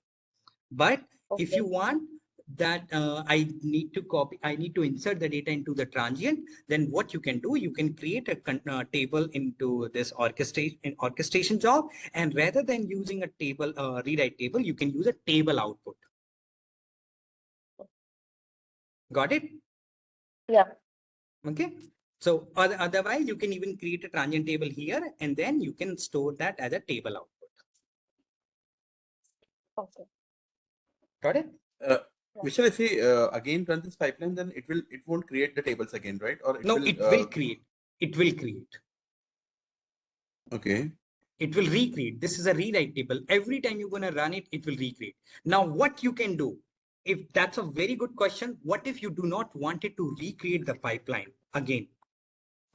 What if you do not want to recreate the pipeline? That's a very interesting scenario, and I will be helping you. How you can do it. Now, understand. Let's understand this workflow. And who asked this question? May name, please? Arjun. Exactly. Satish said if access. So Arjun, what exactly you said? If India customer is already there. If yes, then skip pipeline. If not, then execute. That's what you want to run? And how will you get to know whether this India customer is there or not?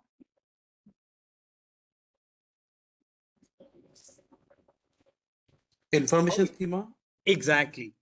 Very good point. Now, what interesting thing you should know is that the information schema, you will be using one component is query result to scalar. There, this give you an option because in the information schema, you are going to write select star from information schema dot tables, where table name I like India customer. You put it like that. Okay, select star and all. Now, can we say this count star?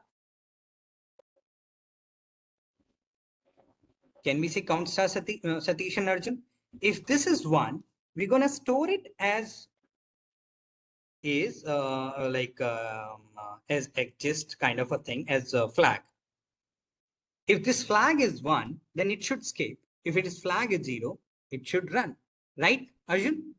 So here in this query result to scalar, you're going to run this complete statement.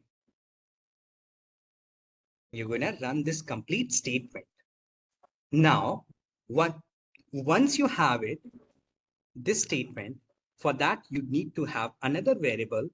This variable called, I can say is exist, something like that. And by default, I'm going to put a value at 0. I created it. Now into the variable mapping, is exist variable mapping is nothing but a count star, or sorry, the flag. You mapped it here. We're going to save it. And What, this validation failed? Component required. Okay. So for this, what we're going to do, we're going to break this flow. We're going to, we're going to delete this workflow. And we're going to combine this one here first. Then going to combine. So now, wait a minute. Sorry. Now, once this have is, we say if the row count is 0, then it should run. If it is 1, then it should skip. So if else condition is there, then do we have a if logic? If yes, we do have now. So Arjun, for your statement, can I say, I'm going to connect this one with that. And this is going to be on success or on failure. This is kind of a precedent constant we do have. So I am saying on success, if condition, I'm going to put it like, if is exist is equal to 0, then only that pipeline needs to be run. Right, Arjun? Yeah. Right, Arjun? So after that, this if is going to give you three colors. You will see 3 colors, means this blue means when true, when false, then and it's on failure. So we need it on true. So only if the flag is 0, then only this needs to be run as, then only this pipeline needs to be created. Now let me run this pipeline, and it should not run this workflow. When I completely run, like I'm going to run it, if component gonna return true, or sorry, false condition, if component return false, and you see nothing executed again. Are you clear, everyone, what I did over here? Here you Everyone? have that. Here you have checked that, right? The table exists or not, right? Exactly. Yes. Just the flag. But somebody has asked the question, is that right? Because we are recreating that table, right? In the rewrite, we are recreating the table, right? Yes. But we don't want to recreate that table, right? We suppose the table is created in the initial load, right? And the second time, right, now the record increase for the India from 5,000 to 6,000, 1,000 records are delta, right? So it should not recreate that, it should insert it. So then the same thing you can do with the if else condition. You can have another pipeline, the same pipeline, and rather than the rewrite table, you can have a table output now.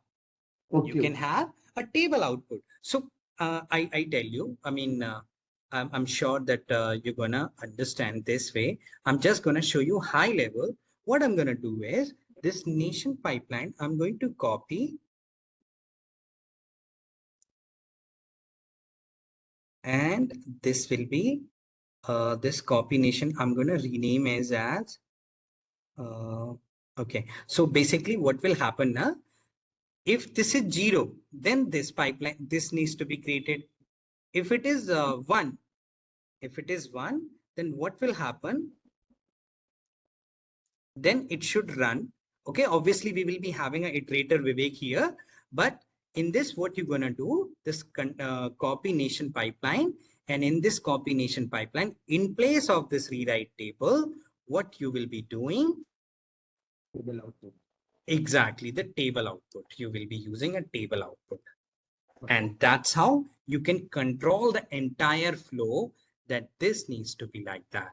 And here also in the table out, in the target table, you're going to give a variable name.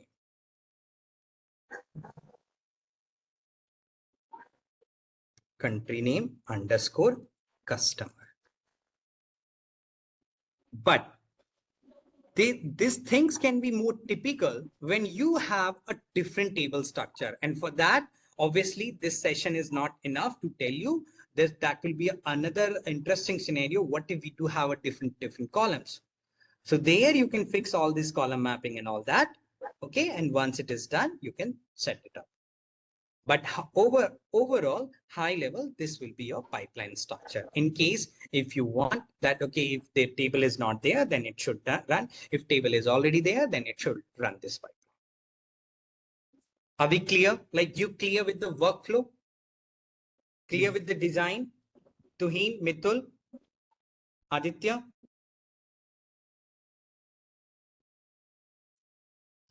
Clear, sir? Everyone? Okay, 2 people left. I'm sure they are not enjoying. Sridharan, Shravan. Okay, okay. Okay, now let's do something onto the orchestration side. So what I will be doing, let's do one thing. Let's download sample JSON data. Can we? Where can we? Okay, no, actually I do have some Parquet data. So I'm just going to stop like the sharing just for a second.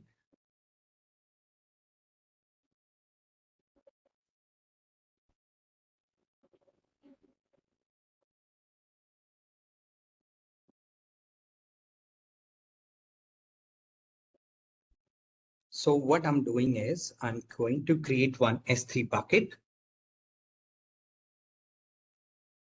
and going to put the data inside that. Okay, it's already there. My bad. Matillion webinar 18.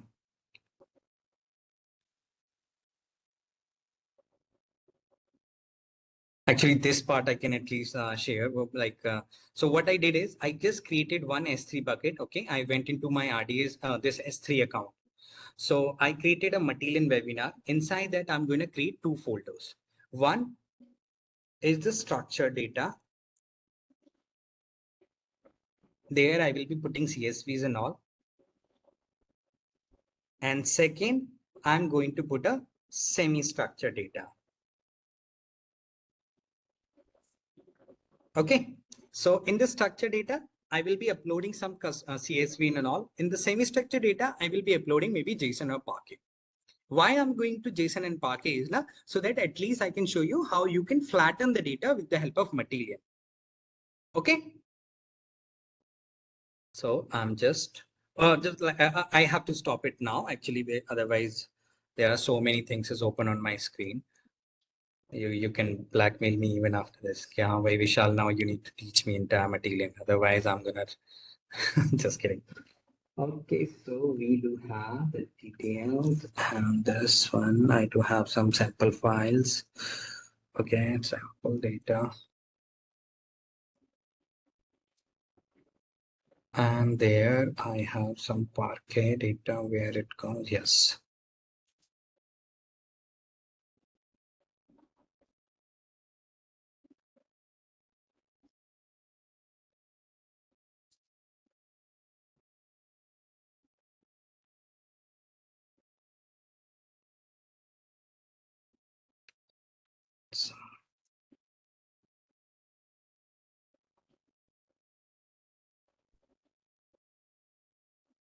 Okay, now I'm sharing because I have pointed to that particular folder here. So what I'm doing is I'm just going to cancel. So basically I'm adding files over there. And in that, the very first thing I can just add this probably, let's say in the anything, let's say I'm opening this Netflix data. Okay, this Netflix I can store, or do I have any IPL data? I will be storing this also, IPL. But what I'm doing is, in this, I'm making the change, bit change in the name of it. IPL data, this will be 2025-08-16.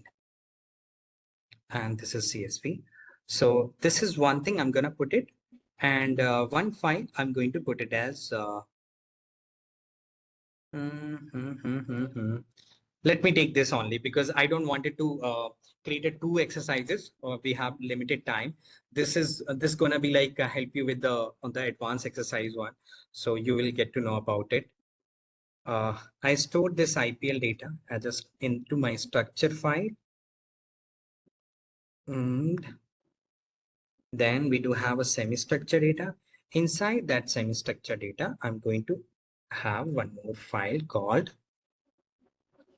anything. I can take this Parquet data, no? User data. Have any other Parquet file? I'm not sure what data we do have this. If I go to outside of it, okay, I'm going to put this Parquet file.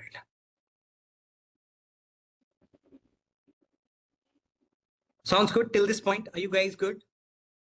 And how many are comfortable with creating AWS S3 account? Vijay, Aditya, Ajit, Ankit, Anuj, Dimple, Jishan, Mithil, Mridu. Are you all comfortable, right? Okay. So, I mean, in case you need any help, feel free to reach out to me. I'm here only. So you created a one bucket called Matillion webinar. Inside that we have two folders, structure and semi-structured data. Now what I need is, I need the data into my Snowflake. Okay. So whenever you are going to perform this S3, I mean S3 load, this is nothing but a copy into command. Nothing but we do it a copy into command, right? Copy into location and copy into table from stays and all. So for that, what you were required? You were required an external stays. You required a storage integration. You require a table.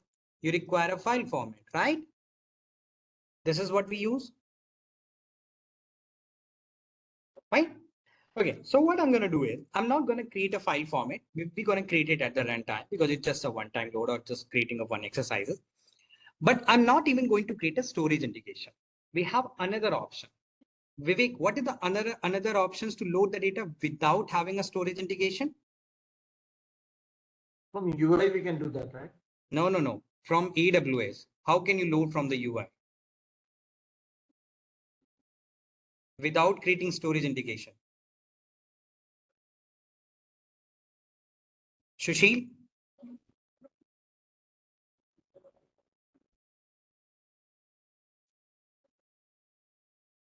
S3? No, Sharad. The another option, one is like you could create a storage integration. The another option is using the credentials, using access key and secret access key, right? Exactly. So Yes. we will be using a keys. We will be giving access to a particular environment that by this guy should have a completely. So what we're going to do is I will be creating a table. And there, first, I'm going to create a table. This is going to be my Parquet data. And this is user Parquet. And this is data and variant. Right? Why I'm using a variant? Because it's a semi-structured data. We're going to store the Parquet data first. Right? Vivek, Aditya, are we clear? Now, I'll come into my Matillion. We'll be creating a separate pipeline that is going to have orchestration. This is S3 load. Now, when you go for it, you have this orchestration job. You're going to click on component and there you will select S3 load. This is going to load data from Amazon S3 into your table. Actually, let me do one thing. What I'm going to do is now I'm just dropping this table. I just wanted to show you as much as you can do the things into Matillion itself. So what is the first thing I'm going to do is, first, I will be creating a table. That option we do have. So in fact, all the DDL options you can do like create table, alter table, add SOS. You can change the warehouse size. You can increase you can scale up your warehouse over here and all. Create file format, create stays, create stream. Okay. So this create table, I'll click on it. Now there, I'm gonna have a table name called user Parquet. This is the table name. Then the table, I'm going to use a transient Shayali here. Your name is Shayali, right? Okay. So I'm going to have it the user as a transient table. Now in the column, I'm going to click here. The column name is going to have a data and the data type I can choose as the variant. That's it. Okay. I'm going to save it.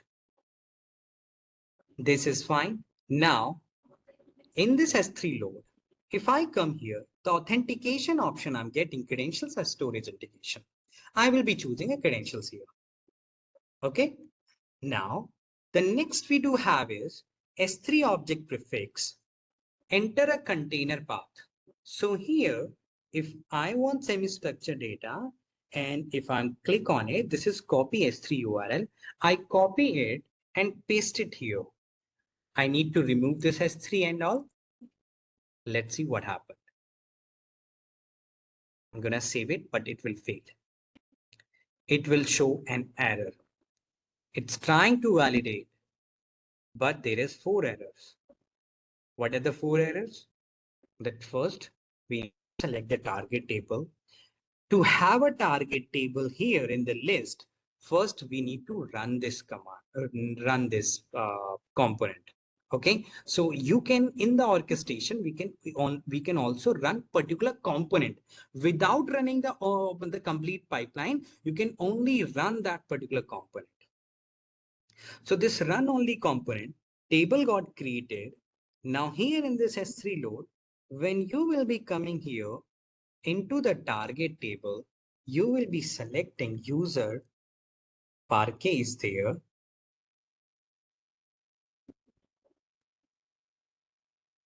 Okay, why this is this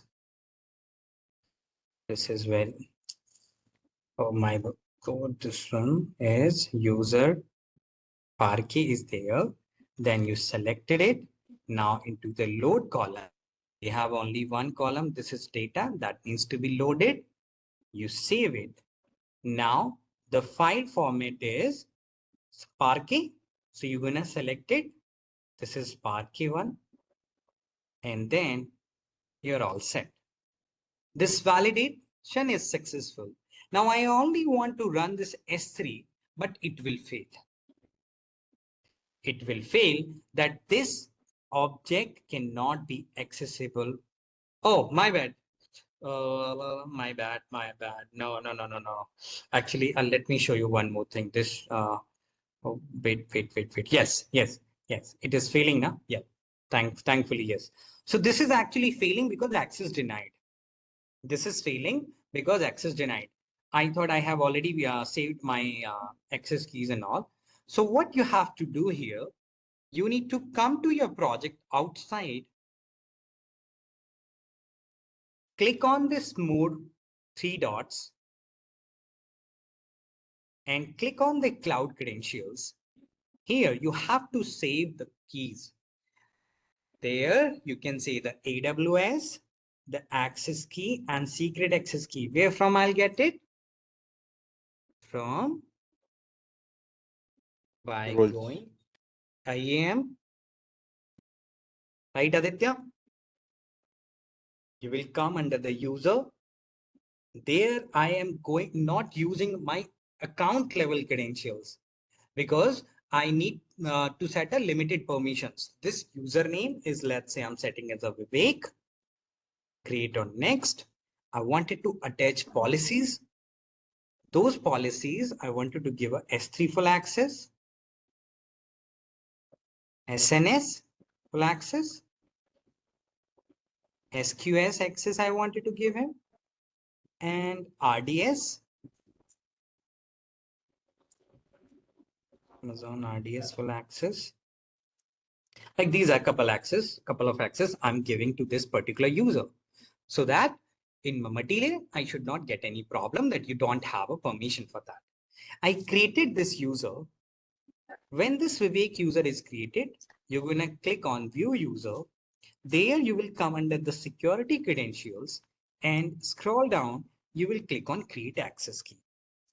You're going to click on the third party services and confirmation is checked.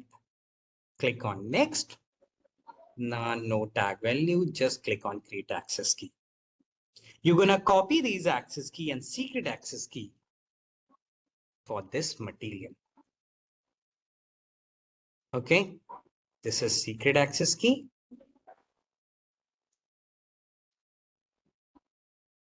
You paste it over here and you save it. Now, you wanted to select development environment, you have associated. Don't forget to associate your credentials. Otherwise, you will get the same error that could not be accessed. Okay. You come under the branches, come under dev to branches, open the same job again, S3 load. Check this S3 load one more time, and then right click, run only component. I'm executing that particular component now, only and only this component. Let me see what happened into the task history. When I do that, it is done. Row count 1000 loaded. Vivek, let's come to the task history of the Snowflake under the monitoring.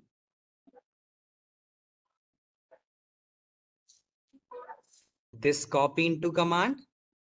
So under the hood, every single operation is happening on the Snowflake. You see here, Tuhin, Mitul, Aditya, Shravli, and Shayali. Everyone, are you good? You're good now? Now, the problem still is that this data is actually into my Parquet format, so I cannot use it for my reporting purpose. Can I use it for reporting purpose? No. Now, Mithul, let's say you are not comfortable in flattening this data and converting this data into the structure format. So how will you do that? In Matillion, you have taken this pipeline. It's a very simple object we do have, like very simple component, but that is into the transformation. Why transformation? Data is already into my raw layer. So I will create a new transformation pipeline, clean Parquet data. I'm just simply naming it. However, you're free to name anything. I need to read the data from this and will be creating under the silver layer. For that, you will be first choosing a table input to Heen. And the target table is user Parquet. You selected it. Then all the columns you're going to select.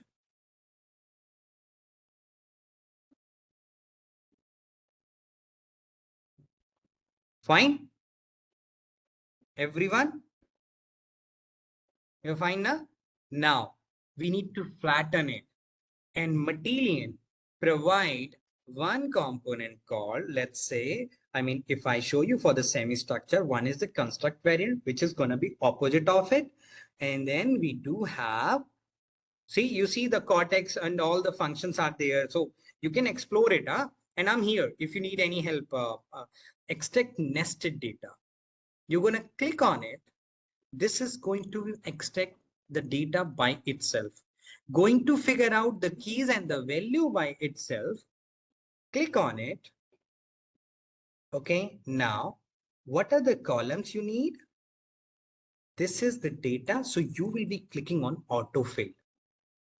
Once you click on autofill, this component will automatically identify all the columns and you select there, it is going to select over here and then save it. Now look at the output of it. Mithul, you say, no, I'm not convinced, Vishal, that this component gonna convert my data into my same CSV format. So you try to check it out and then you see this has converted. This is what you wanted, Mithul and Tuhin, Vivek and everyone, right? So, but there is one problem. This data column, I don't need it. Okay, for that, you have this include input column. You're going to click on no. Once you did it no, you're going to click on it, click on the sample data.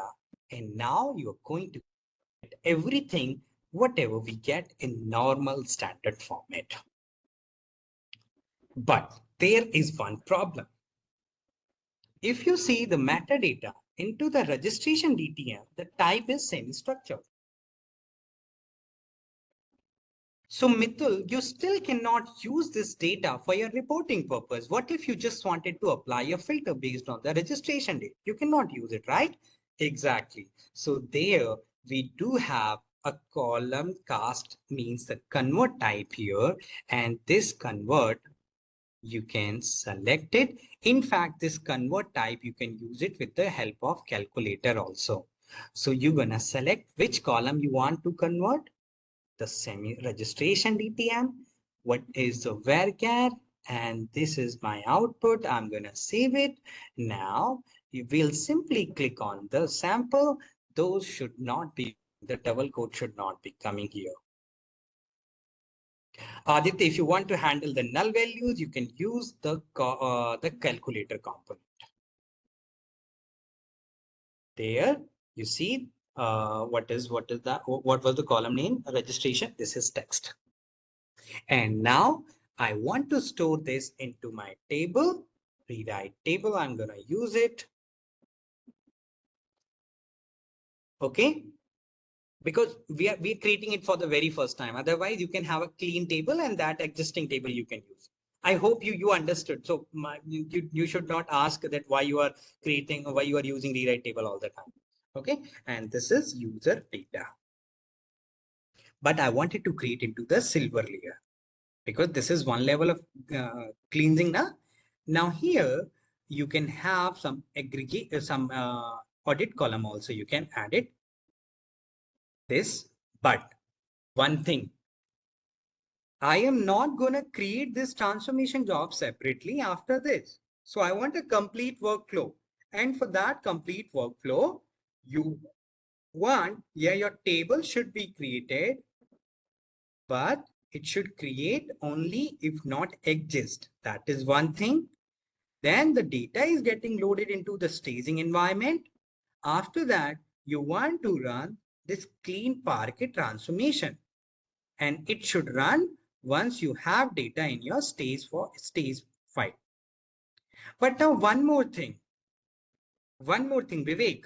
If I am going to run this pipeline again with the new data, what if there is a same Parquet data updated? Do you think this will load this S3 load? The S3 data will load that file or skip that file? Skip this file. Exactly. So you need to use force equal to 2, but that's gonna have a duplicate data also. So what you will be doing after that, we will be, once this pipeline is going to be done, then I need it, the stage table should be truncated so that my complete pipeline is gonna be done. So here in this truncate table, what I'm gonna do, I will be selecting that once the data is successfully completed or copied, then only this pipeline, this table should be truncated, so that I should not be worried about whether my new file is updated or not. And here you can handle with the incremental approach. Now your complete pipeline has been created. I have created this pipeline, and tomorrow Vivek is saying, I don't know what he's doing. So I'll right click, add note. I am loading Parquet data from S3 and then converting into readable format using transformation job. Okay, guys, this is the annotations or kind of a comments so that anyone can understand it. What if I wanted to add comments using Maya? Do we have it? The option is, if you're going to click on any component, add note using Maya. So this AI, Matillion AI agent is going to generate that particular comment for you. Got it? Okay, sir? Everyone, let me just run this entire pipeline. And if I'll come into the silver layer, right now, we don't have any tables, but we should have one table once this pipeline is completed successfully. So this is running and running and running. This completed. Now, if you will look at it, show tables, I do have a user data table, which is having 1000 record. Let me run this, select star from user data. And those 1000 record, anyone can use it for reporting purpose. There are a few other transformations like a null handling or anything you wanted to do it. Yes, you can do that. Right, everyone? I mean, you get it, everyone? Okay, just one question. I am pausing it for a second so that you all can speak before moving ahead with the next. I'm just pausing this record. Satish, actually, maybe you are asking about data lineage. So yes, we can get to know about it, that which table is created from which pipeline and all. Like currently we collected the country nation data. So within nation, can we drill down to state level or region level, district level in that way? If No, we have the data. No, that is if you have a data, you can do by the aggregations or you can do by all the transformation. Yeah, You can try to do that. You can do that. We can do it like cubing and all. Yes, you can do all the SQL operations. Okay. You can do all the SQL operations in your transformation. You look at the components here. So I did not show you every single transformation. You have aggregate, calculator. Because that is something in almost all organizations they want to look into, especially on the financial data. See, you see how you have this thing. This detect changes when you will be using when you will be implementing SCD type 2. This filter, you have document AI predict, first, last, flatten variant, lead lag, map value, pivot, rank, rename. I think you are not sharing, Vishal. Not sharing? Okay, sorry. Okay, so basically what I was saying, Satish, that you have all these transformations, whatever you want to do, like aggregate, calculator, convert type, and the detect change, which is for SCD type 2, distinct, then filter, first, last, flat, lead lag, map value, pivot, rank, rename, split field, SQL. What if you have a complex SQL statement and you fail to convert that into the component? You can execute your entire complex SQL script here. Okay. That would be so you have everything, Windows calculation, everything you have here. Okay. Whatever your Snowflake support, you have it over here. Now, one thing I want to understand, let me tell you one very simple thing about it. Before we go ahead with the final session of today is database migration, which is going to be very important. And I need your patience for that because we may extend it a little bit over by time. But before that, this is the Tuhin who completed all the jobs. Now, if I go into the main task and I see, I will be seeing no job had created over here. Right? Ultimately, those pipeline needs to be deployed on the production. And for that, I should have the pipeline. So how will be all those jobs reflected under the main branch? For this, first, you need to come into the dev Tuhin. In that, you will be first committing the changes. And you're going to write that whatever you have been added, you can generate with Maya. Again, this is something you can use AI agent for that and commit it. Okay, now once this is committed, you again need to push these local changes. So for that, you're going to click on publish. The environment is by default and the artifact version name, you can keep 1.1.0. Then in the next, you can have 1.1, 1.2 like that.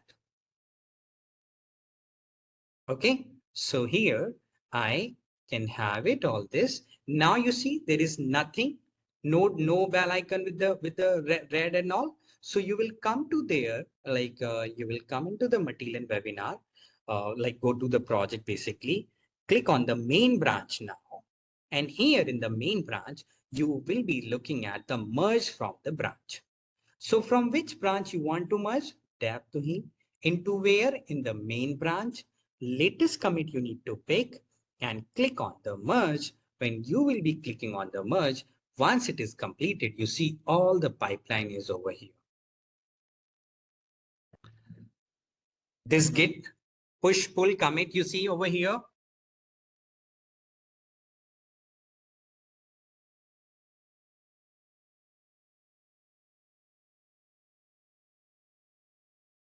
Fine, everyone. Give me 2 minutes, please now.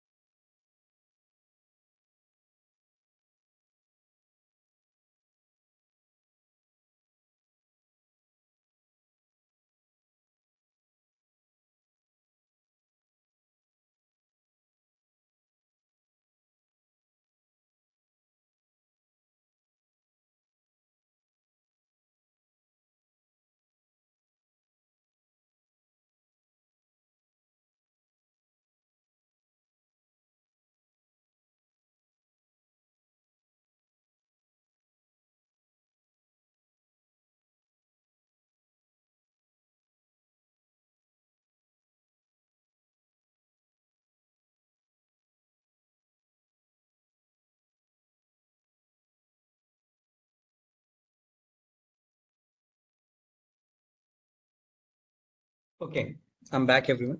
Okay, so now let's go with the next exercise, which is data migration.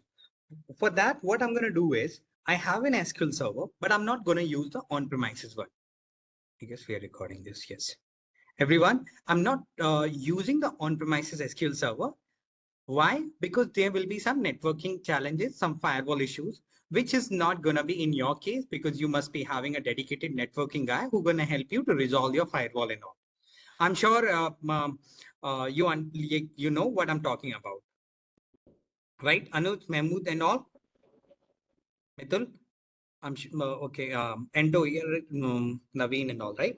So basically, what I'm going to do is I will be launching what RDS on my.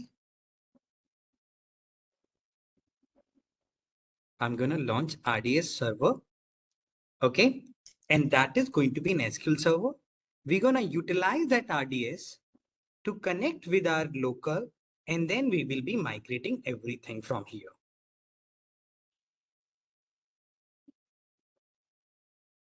Okay, so for this, those who do not know how to set up the RDS database, you can check it over here. I mean, that's a very simple step. Everything we are doing with the UI. So you're going to click on Easy Create, select whatever the database you want to set up. I want to set up the SQL server. The database name, I'm going to give a Matillion webinar. Okay, I'm selecting the dev test, but you can go for the free tier. The master username is at fine. Then and then self-managed password. The password you can use anything.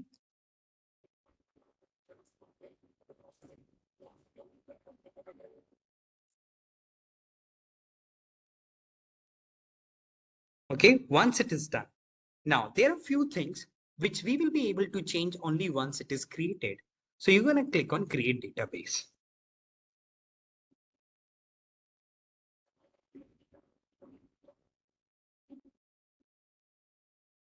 The database that has been created now. Okay, so I'm going to close it. It is going to be creating. That can take some time. But by that time, no one has asked one question that why did we create two folder? Because you just loaded a semi-structured data. How are you going to load this IPL file? Now imagine that you're going to get the file in this format and you only need to pick the latest file.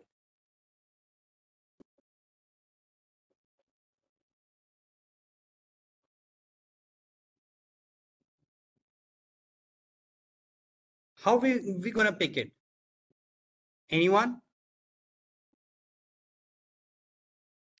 We'll create a variable and then put a date in that one and then append that to the customer as like custom underscore that variable dot CSV.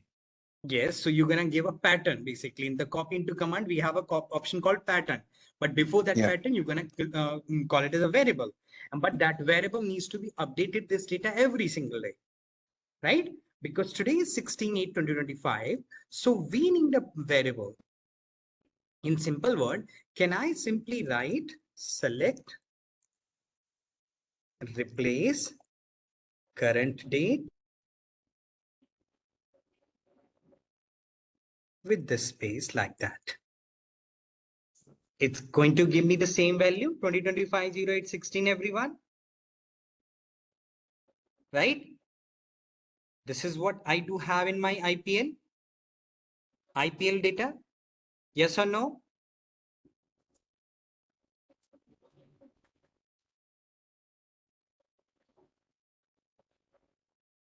Okay, but before that, let me create this data, this table actually. Okay, so I'm going to create this table. Why? Because we should have the tables first. Okay, the infer schema we can only implement in that with the help of procedure and all. So you should have this table created, and the season is int, and rest I'm taking the varchar. Only taking a varchar, you guys can take care of the data conversion and all. But right now I'm not concerned about that. So the major concern I do have is that how I'm gonna create a table and all. So this thing, I am going to create a table.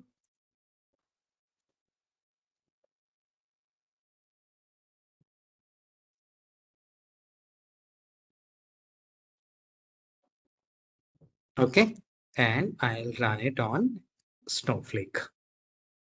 I'm under the silver layer, but I will be creating it into the raw layer only. Syntax error select. Okay, yeah. Wait, where select? Okay, my bad. We are actually not into the last. So this table got created. How many rows we do have, and why we are doing it now? Because in the meantime, this is getting created. This is creating. So I just wanted to utilize that time. See, I'm so smart. So IPL data doesn't have any record. What is our requirement to load this data? So for this, I am gonna have another pipeline so that you won't get confused when you will be practicing it. S3 load data day-wise. Now, Arjun, the very first thing, you should have a variable, right, in this. Yeah. And that can we say is current day. Can I call it as a current day? Something like that. And the default value I'm giving 0101. Fine. Once it is done, I need to store the value of this variable. I have two options. One, you can use a Python component. If you are comfortable, Vivek, in Python, Tuhin and everyone, if you guys are comfortable in Python, just use Python component to print that basically what you need to write it. I'm sure those who are very comfortable with it, and then you need to write a very quickly. I can just simply say it, the import date time and all. Something like, okay, date time from date. I also forgot about it. Sorry, something like that. And then you will be printing the current date and all, right? Everyone, are you fine or no?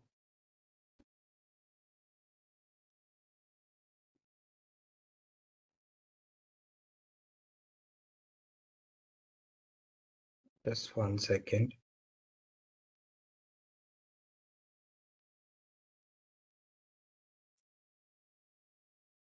So we can simply use, sorry, this one is from date time, import date time.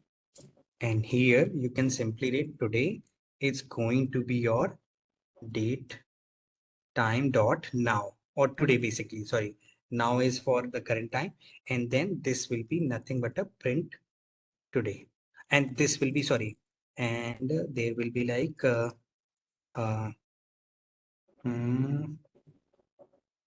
today equal to, or today equal to this one. So basically what I'm going to use is strf time here, or this one. Basically what I'm doing is I'm just doing into the YYMMDD format. So there you have to use YMMD.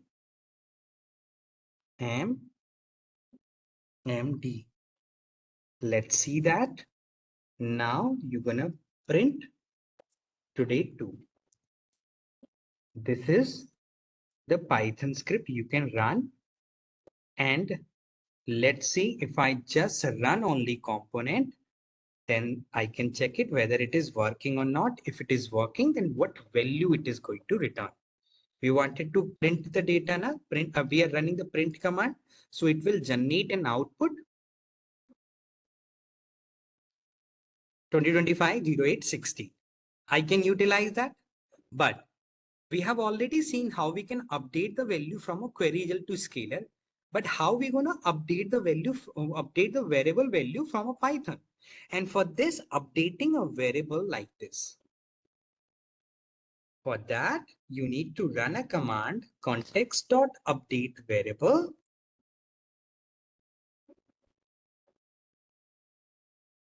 And this variable is my variable. What is that? Current data. This is what we have calculated here. Current underscore day. Arjun, are you getting it? This is the variable we wanted to update. From which? Today to.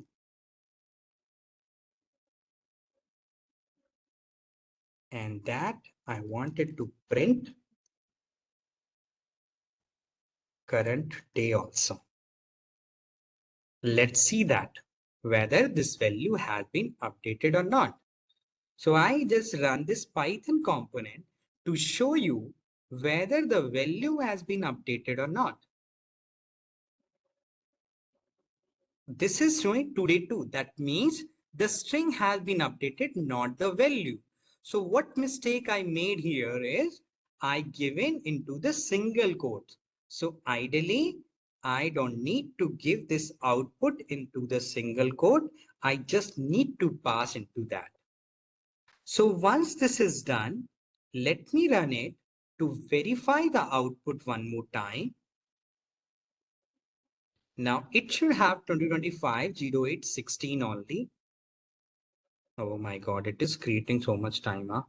Taking so many, so much, like, oh my, this cannot be done. You see here, it is showing that. Now what I can do, I can take this Python variable. Then I will be taking S3 load, will be connecting this Python with this S3, will be taking will be pointing to that particular. Now you see the object prefix, I'm able to see all the buckets. So I'll go into the Matillion webinar, then we'll go into the particular structure data format, and there we can have another column, another records, but sorry, another files. But this time I just wanted to pick only this one. So in the pattern here, we have to give a different name. Like there, I need to write dot star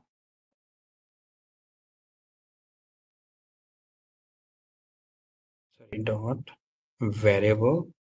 This is current day dot CSV, and this gonna be, I guess, star dot. No. Star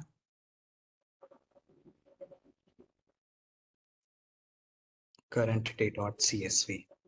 Okay, let me see if this gonna work. So we're gonna put the regex. the target table in which we wanted to write it. It's going to be IPL data.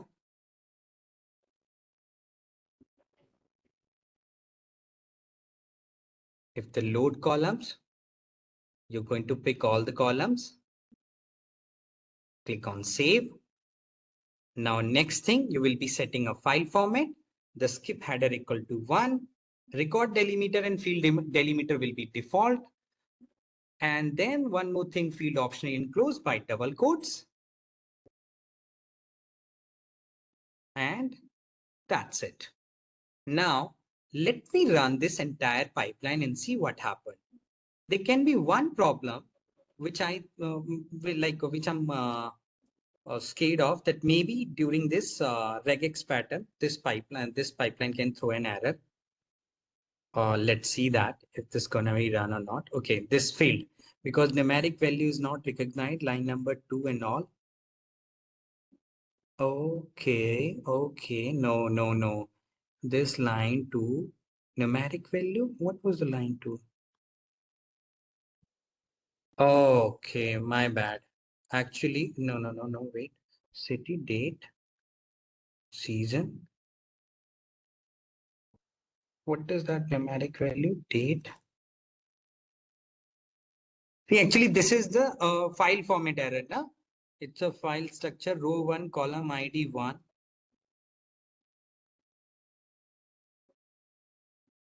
Okay, I tell you what exactly the error is. Now, let me show you. If you will go back to this S3 load component now, what is happening into this? When you selected the column, it is actually taking a different city, date, TL applied, and all that. These are into the different order. So let's just remove it. We can use varchar for all the columns, then it will not. Yeah, yes, exactly, Tuhin. We can use a varchar at this stage, but otherwise you go and change the order of every single thing. I'm gonna save it. Here, there is one more option. If you remember, Vivek, do you remember there is one more option here? The match by column name property. Exactly. Sorry? So match by column name we do have here. So escape. Okay, record compression, file format, compression and all, load option, load column, replace type encoding. Okay, let me run it now because the order of the column was different. What order we have choose into during our table creation, that's why it got failed. But it was able to pick the selected file 2025-08-16 and it loaded now 29 records. You see, if you will look at it now, select star from IPL data, you have every single table.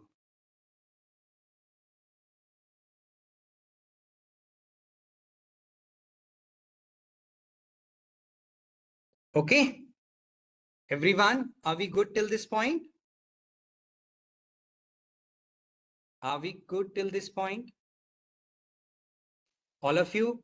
So far, what have we covered? What is Matillion? We clear the main jobs, or basically main component, I can say.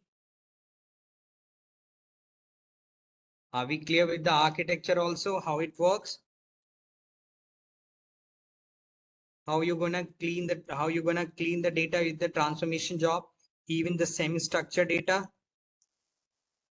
How can you perform the joins? How can you get the data from S3? And now we're going to see this database migration. Okay. Just a quick question. So when we were setting up variable, not using Python, but by writing the current date and all, so there we can write the procedural block or like SQL block, right? Where yes, we can check if it's a weekday, then only we'll set up the variable, and since it would be like blank or something. Yeah, you can do that, like with the help of this conditional statement. If you're not able to do that with the simple statement, then you can do that. I mean, I know that you might be going for one particular scenario that, okay, if this is the weekend only, then this needs to be executed or something like that. So if you're comfortable writing this code in Python, then you can do it. Otherwise, you can use a query result to scalar component. I tried to show you the multiple things, like I'm trying to show you the multiple things. That's why I use this Python component. Okay. Now there is one more thing. What if I just wanted to show you that we can get an email notification? Okay, you want to check this, that thing, or that thing also. So, but no, we have actually not this much time. I can show you maybe later. Now look at it in the Matillion webinar. This way is available. So there, when it gonna create at the very first time, you have to modify two things. You need to modify, otherwise it won't be able to connect. The very first thing you need to modify is that this is gonna be the publicly available additional configuration there. Wait, where is this? Where is this? Yaar, Ajab bhai. Connectivity, sorry. Additional monitoring. Can you see that? Backup, maintenance. Maybe this thing. Yeah, additional. No, sorry. Yeah, this one. Where it is gone? Where it gone? I cannot see my eyes. Additional configuration. Yes, here. So this should be publicly accessible. You need to check it. Yes, and then gonna continue. Apply immediately. That is the very first thing you're gonna check it. Otherwise, you won't be able to connect this server with your SQL server here. Okay. Are we good? Everyone? Now, next thing. I know like some people, you're leaving, but please, I mean, this is for your like wish, whether you want to stay or not. I planned for 3 hours, but this is gonna be extended for another 20 minutes. So once this is modified, then we will be able to connect one more time. So this is the endpoint. Come over here, click on connect, database engine. This is the server name. I'll be going for SQL Server authentication, give the password, give the username, connect, it will throw an error. It won't be able to connect. This is something a firewall or IP issues. See, it will throw an error that you're not able to connect.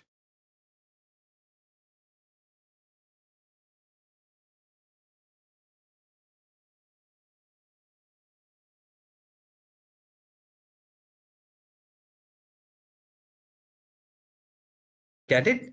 The same error. I mean, this is something kind of a error we're getting. I told you we're gonna get the error. But how to fix it? There is one more thing which we need to do. This has been modified. Yes. Now click. Now come to this VPC security group. The second time you will come under the security group. First, you made it the publicly accessible. Once you come over here, you're gonna click on the security group. It's gonna open this inbound rules, edit inbound rules. Here, you will be having one add rule. There you're gonna have a all traffic. All traffic. Do we have all traffic? Here, this anywhere IPv4 you're gonna select. You're gonna make it anywhere IPv4 all traffic. You're gonna add this inbound rule. You're gonna click on save rules. Okay, so what I'm gonna do is allow, it's already there. So I'm just gonna delete it and I'm gonna save it. Once you do that, you come to the SQL Server one more time, click on connect, and you are all set. Now you are able to connect. Right, Tuhin? Vivek? Yes. Mitul, Aditya, Arjun, Venkat, we are able to connect it now. But in the databases, do we have any database? RDS admin. So what I'm going to do is I'm going to open a new query and let me create one database.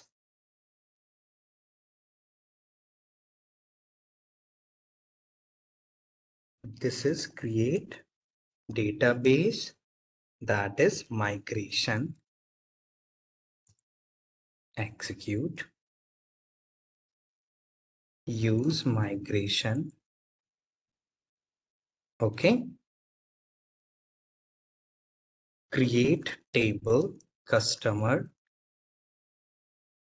cust ID int cust name.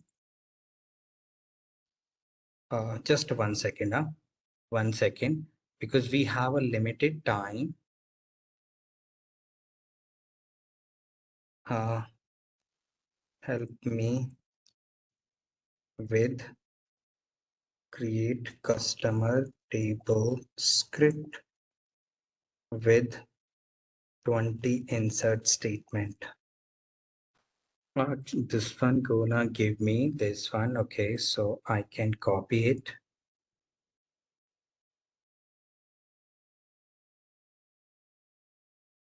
Execute, create table. Let me just change it. Make sure this is SQL Server compatible.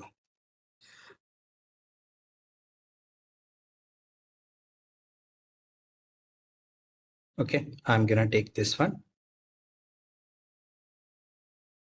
So let's create the table first. The table got created, customer. Let's take the insert statement.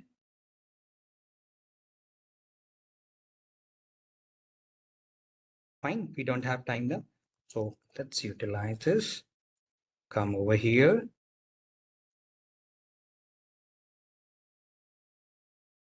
Insert into. Okay, now you have this table in your SQL Server, and we need the same customer table to in my Snowflake. So for this, because this is data outside, so Sayali, what type of job I'm going to launch? Sayali, which job I will be launching? It should be orchestrated. Exactly, the orchestration. So I can say SQL Snowflake migration.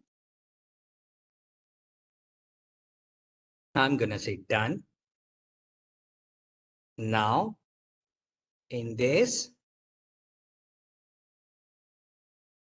start for any database migration.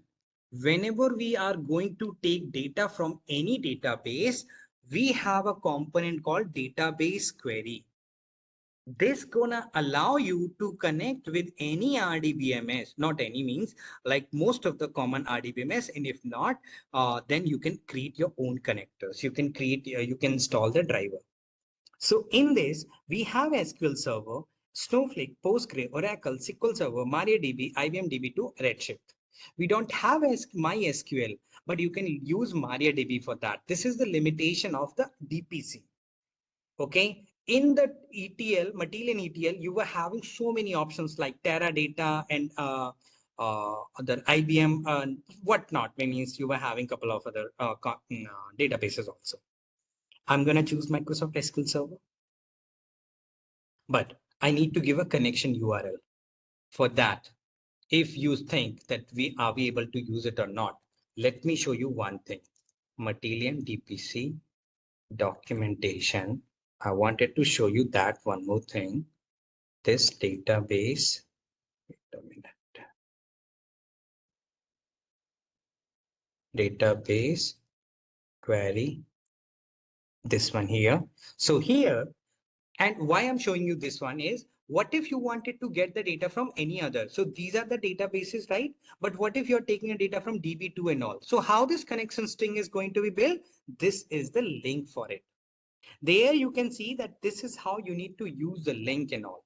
So we have this JDBC, JTBC and all. Now, if I come there, then what all I will be requiring? I will be requiring the host name and the database name. The database name I have created, this is a migration, right? This is I have created, but what would be my host name? I can simply pick it from the RDS which I launched.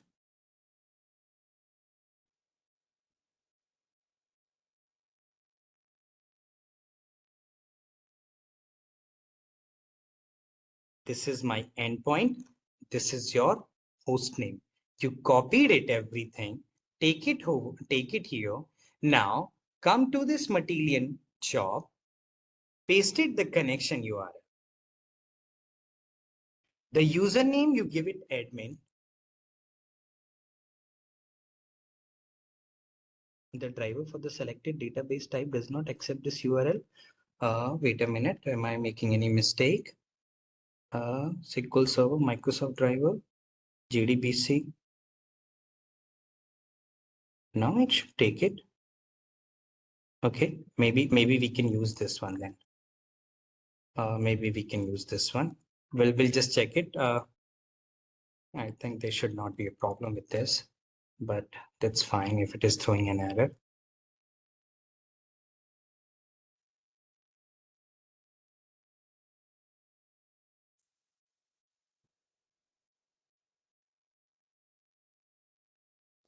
Is it taking the space first?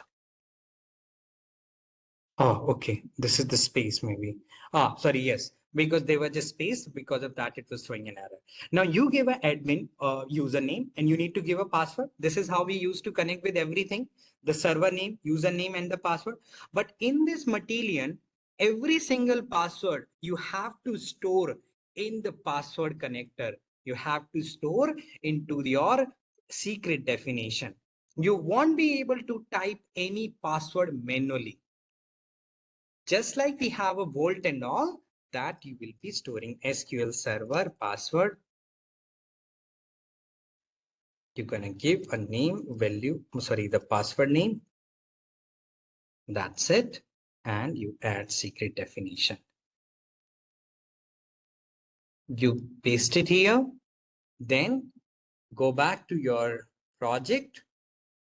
Sorry, go back to the project. Yes, I guess we were using into the main branch only. We created that. Now this is SQL Snowflake migration into this database query. Select the password here. You have already saved it, so you can select from the secret manager. It's a SQL Server password. Now the next thing is how you want to take it. You want advanced means, do you need to write a SQL statement to get the data, which is going to be useful when you will be doing an incremental load, when you will be performing an incremental load. But this time we are performing a full load. So you can simply say basic, which is going to help you to select all the database schema and all the tables, the DBO, and the data source is custom. This is the table we have created. Okay, now in the data selection, what all column you want? I need the select star. The data source filter again, if you want to implement an incremental. What if you wanted only this ID is greater than 10 or ID is max ID? So that is how you can implement it. Now into the standard raw layer, this database query component allow you to create table at the runtime. You should not have table. Just like we need a table in S3, we should not have a table at the before running that component. So there I can see the customer SQL Server. That's it. Now next is whether you want a stage platform. This is basically, do you need to copy this data on an internal stage or an external stage? So we need a Snowflake managed And I'm sure you all know whenever we do a data ingestion, it goes through the stages. Into the advanced setting, we do have a load options. Whether you want to recreate this target table every time you run it, then you can do the on off. You want to clean stage file, yes. And this file prefix is there, no. So this is all done. We're gonna click on run button now. I should have a table called select star from customer SQL server, and you have this data here. Are we good, everyone? Are we good, everyone? Vijay, Aditya, Anuj, Jishan, Anuj, I did not hear anything from your side. Are you good? Naveen? Sharad? Shravan? You good, everyone? Okay, now let's say one more questions. What if we have hundreds of tables? Are we going to create the same pipeline for the hundreds of jobs? Tell me.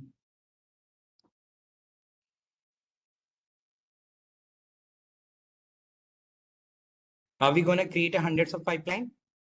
Same, yeah, with the same job. I wanted to do it, but how? So yeah, I'll show you one thing. Huh? Let's say this is where we have select star from information schema dot tables. Okay. Yes, Mridu. Yes, Mridu. You're correct. We will be using a iterator. Can we go for migration? This is one table only. Let's go for master. This is only one table now. What if we wanted to check into the master? Here we do have all these tables and all, base table and all that. These many tables, we do have SPT and all, but these are some system tables and all. Let me do one thing. Let me do one thing that with this chat GPT, let me ask. Okay.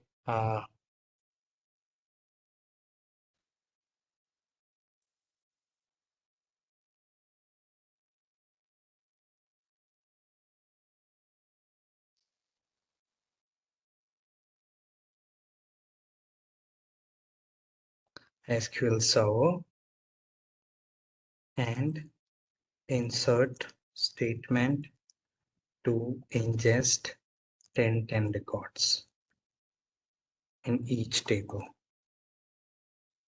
So what I'm going to do is I will be running I will be creating 5-6 table here. Okay. Because we don't have the table, like I just have a limited time. Otherwise, I could have showed you some different thing also. So what I'm going to do is I'm going to use those. I'm going to create these 5-6 tables. That 5-6 table, I will be going and just inserting the data into it. Okay. And then once the data got inserted, then we will be copying all this data. We will be copying all this data. So we do have the product categories and customer employees. The 4 tables I do have. There is one more categories, order details. Oh, okay. Okay. Okay.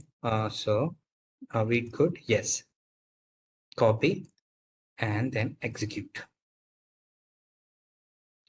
Fine. Everyone, we have created. Now, if I just show you select star from information schema dot tables, I need one pipeline to load all these tables into my Snowflake. Tuhin, are you basically planning to just load everything into this by using some only one pipeline? I guess Tuhin left. So Mithul, Naveen, Minaj, Mridul, let's do it with the one pipeline. I guess a lot of people left. Do you want me to stop here, or you just want me to create complete this exercise also? I'm completely fine. We can complete, Vishal. Okay. Okay. So what we're gonna do is, can we simply do that? That first we're gonna take all these tables into my Snowflake audit table, and then I'm going to iterate all this, right? That's what I can do. But these are a table variable. I'm going to store multiple values. Into the scalar variable, I was just storing one value. But here I have 6 or 7 values. For that, I will be using a grid iterator. So the very first thing what you're going to do is you will be creating the same component, but in place of this customer, what you can do, you can write an advanced query. In the advanced mode, you will be writing select table name. I can take this query, select table name, and I'm going to copy it. I'm going to paste it here. So this is going to have all the tables, but now in the raw layer, I am going to write config table. So what will happen? Because if I need to run any iterator, I can run only the table which is already in Snowflake, and I don't have this data into the Snowflake. So first I need to import this data using this database query component into the Snowflake, and in Snowflake, I'm creating a table called config table. So this now I do have a config table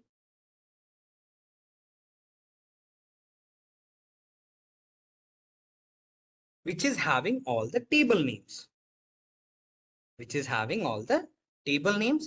So I can use a table iterator, right?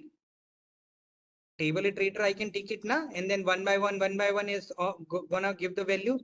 But what if we do have a schema also? What if we do have a different schema? So in that, let's suppose you're gonna take a table schema and all, then you would be required to use a grid iterator. What if we do have another schema? Right now, everything is created under the DBO. Suppose there is a DBO, and another one is order, another one is customer. For that, we could have gone for the grid iterator. So right now, what I'm going to do is I'm just changing a little bit this one more time. And here, writing table schema, comma table name, because we have already understood how we're going to use a table iterator. And I wanted to show you how you can use grid iterator. Okay, so this one is completely, I'm going to run it. Now, if you will see the select star from config table, I do have multiple values. And this is a table variable kind of a thing. I wanted to store multiple values. So this is why I will be creating a variable called grid variable. Add this, you're going to click on type is grid. Click on next. The variable name is grid variable tables. You will be having a column name now. What all column? First is the table. This is going to be text. Next is the schema. And this is the text. Because we wanted to store multiple values, na? Table and schema both. You're going to click on next and then finish it. So you have created a grid variable. Then you will be creating two more pipeline variable. One is called table name. And default value we pass it ABC. One we called it the schema name. And this schema also underscore so that you cannot confuse. And this also I'm creating a DPU and created. Okay. Sounds good, guys, so far? Tally, Mridu, Aditya, Ajit, or Yes, Vishal. okay. Now, so we gonna disable this component. This is one thing we can do that into the orchestration job only. Now, because I have used a grid variable, so I will be using a component called query result to grid. That means I need to, I will be writing a query which gonna save my output into the grid variable. It's advanced I'm going to write a query. Select. I can just simply write star because we just have only 2 columns. Otherwise, you can write anything. Config underscore table. You can even mention your database name, your schema name, because we are writing from the default database and default schema. Now, in which grid variable we map? GV table. In grid variable, we gave a 2 column table and a schema. So we will be giving a mapping. Grid column name is a table, and table column we have table scheme. This will be table. Table name. Table will go into the table name and the schema will go under the schema. It's gonna save it. Okay, now everything is done. Now next is you will be having this database query component. I'm going to copy this only. Otherwise, I have to run the same thing again and again. Yeah, what is happening? Copy and then gonna paste it. But this time I am gonna enable it here. The one thing which I will be doing into the configure, there I will be writing select star from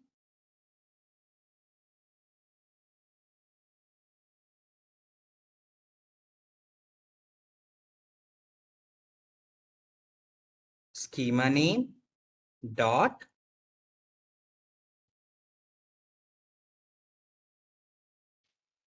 table name, right? This is what we will be writing. Everyone, right now?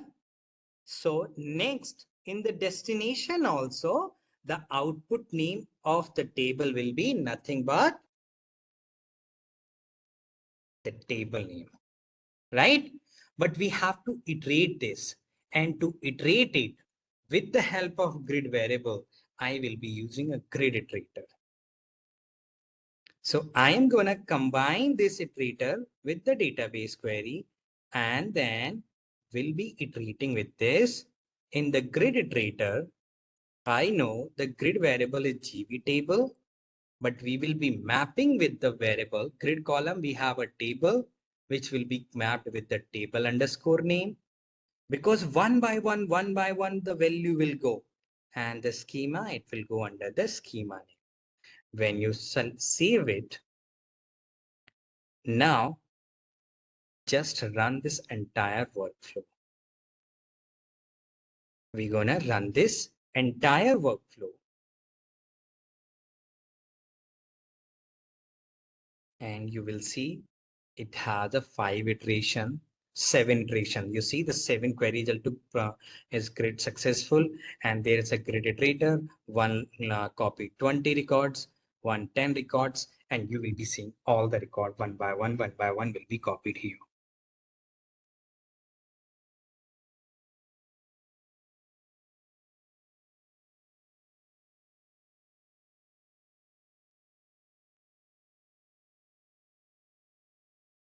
Once this is done, we can go back and check the data into my output.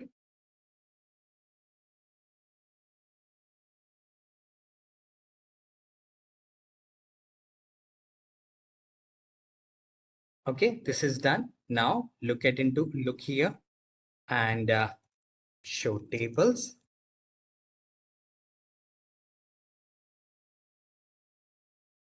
How can we check whether this data has been loaded recently? Sorry, we can simply click on created on. Okay, order details and all that. Are we good with the database migration? So even if you have hundreds of tables and 2000 n number of tables, you can do that way. But now, what if you have a big table? So we did not focus on the optimization part or the incremental load part. which probably like, okay, we can connect any other time to make it advanced. But I guess in 3 hours, this is the maximum which I can cover. And I hope you had you enjoyed it. If you have any other things, feel free to reach out to me. Okay, I'm stopping now. If you have any query, feel free to ask.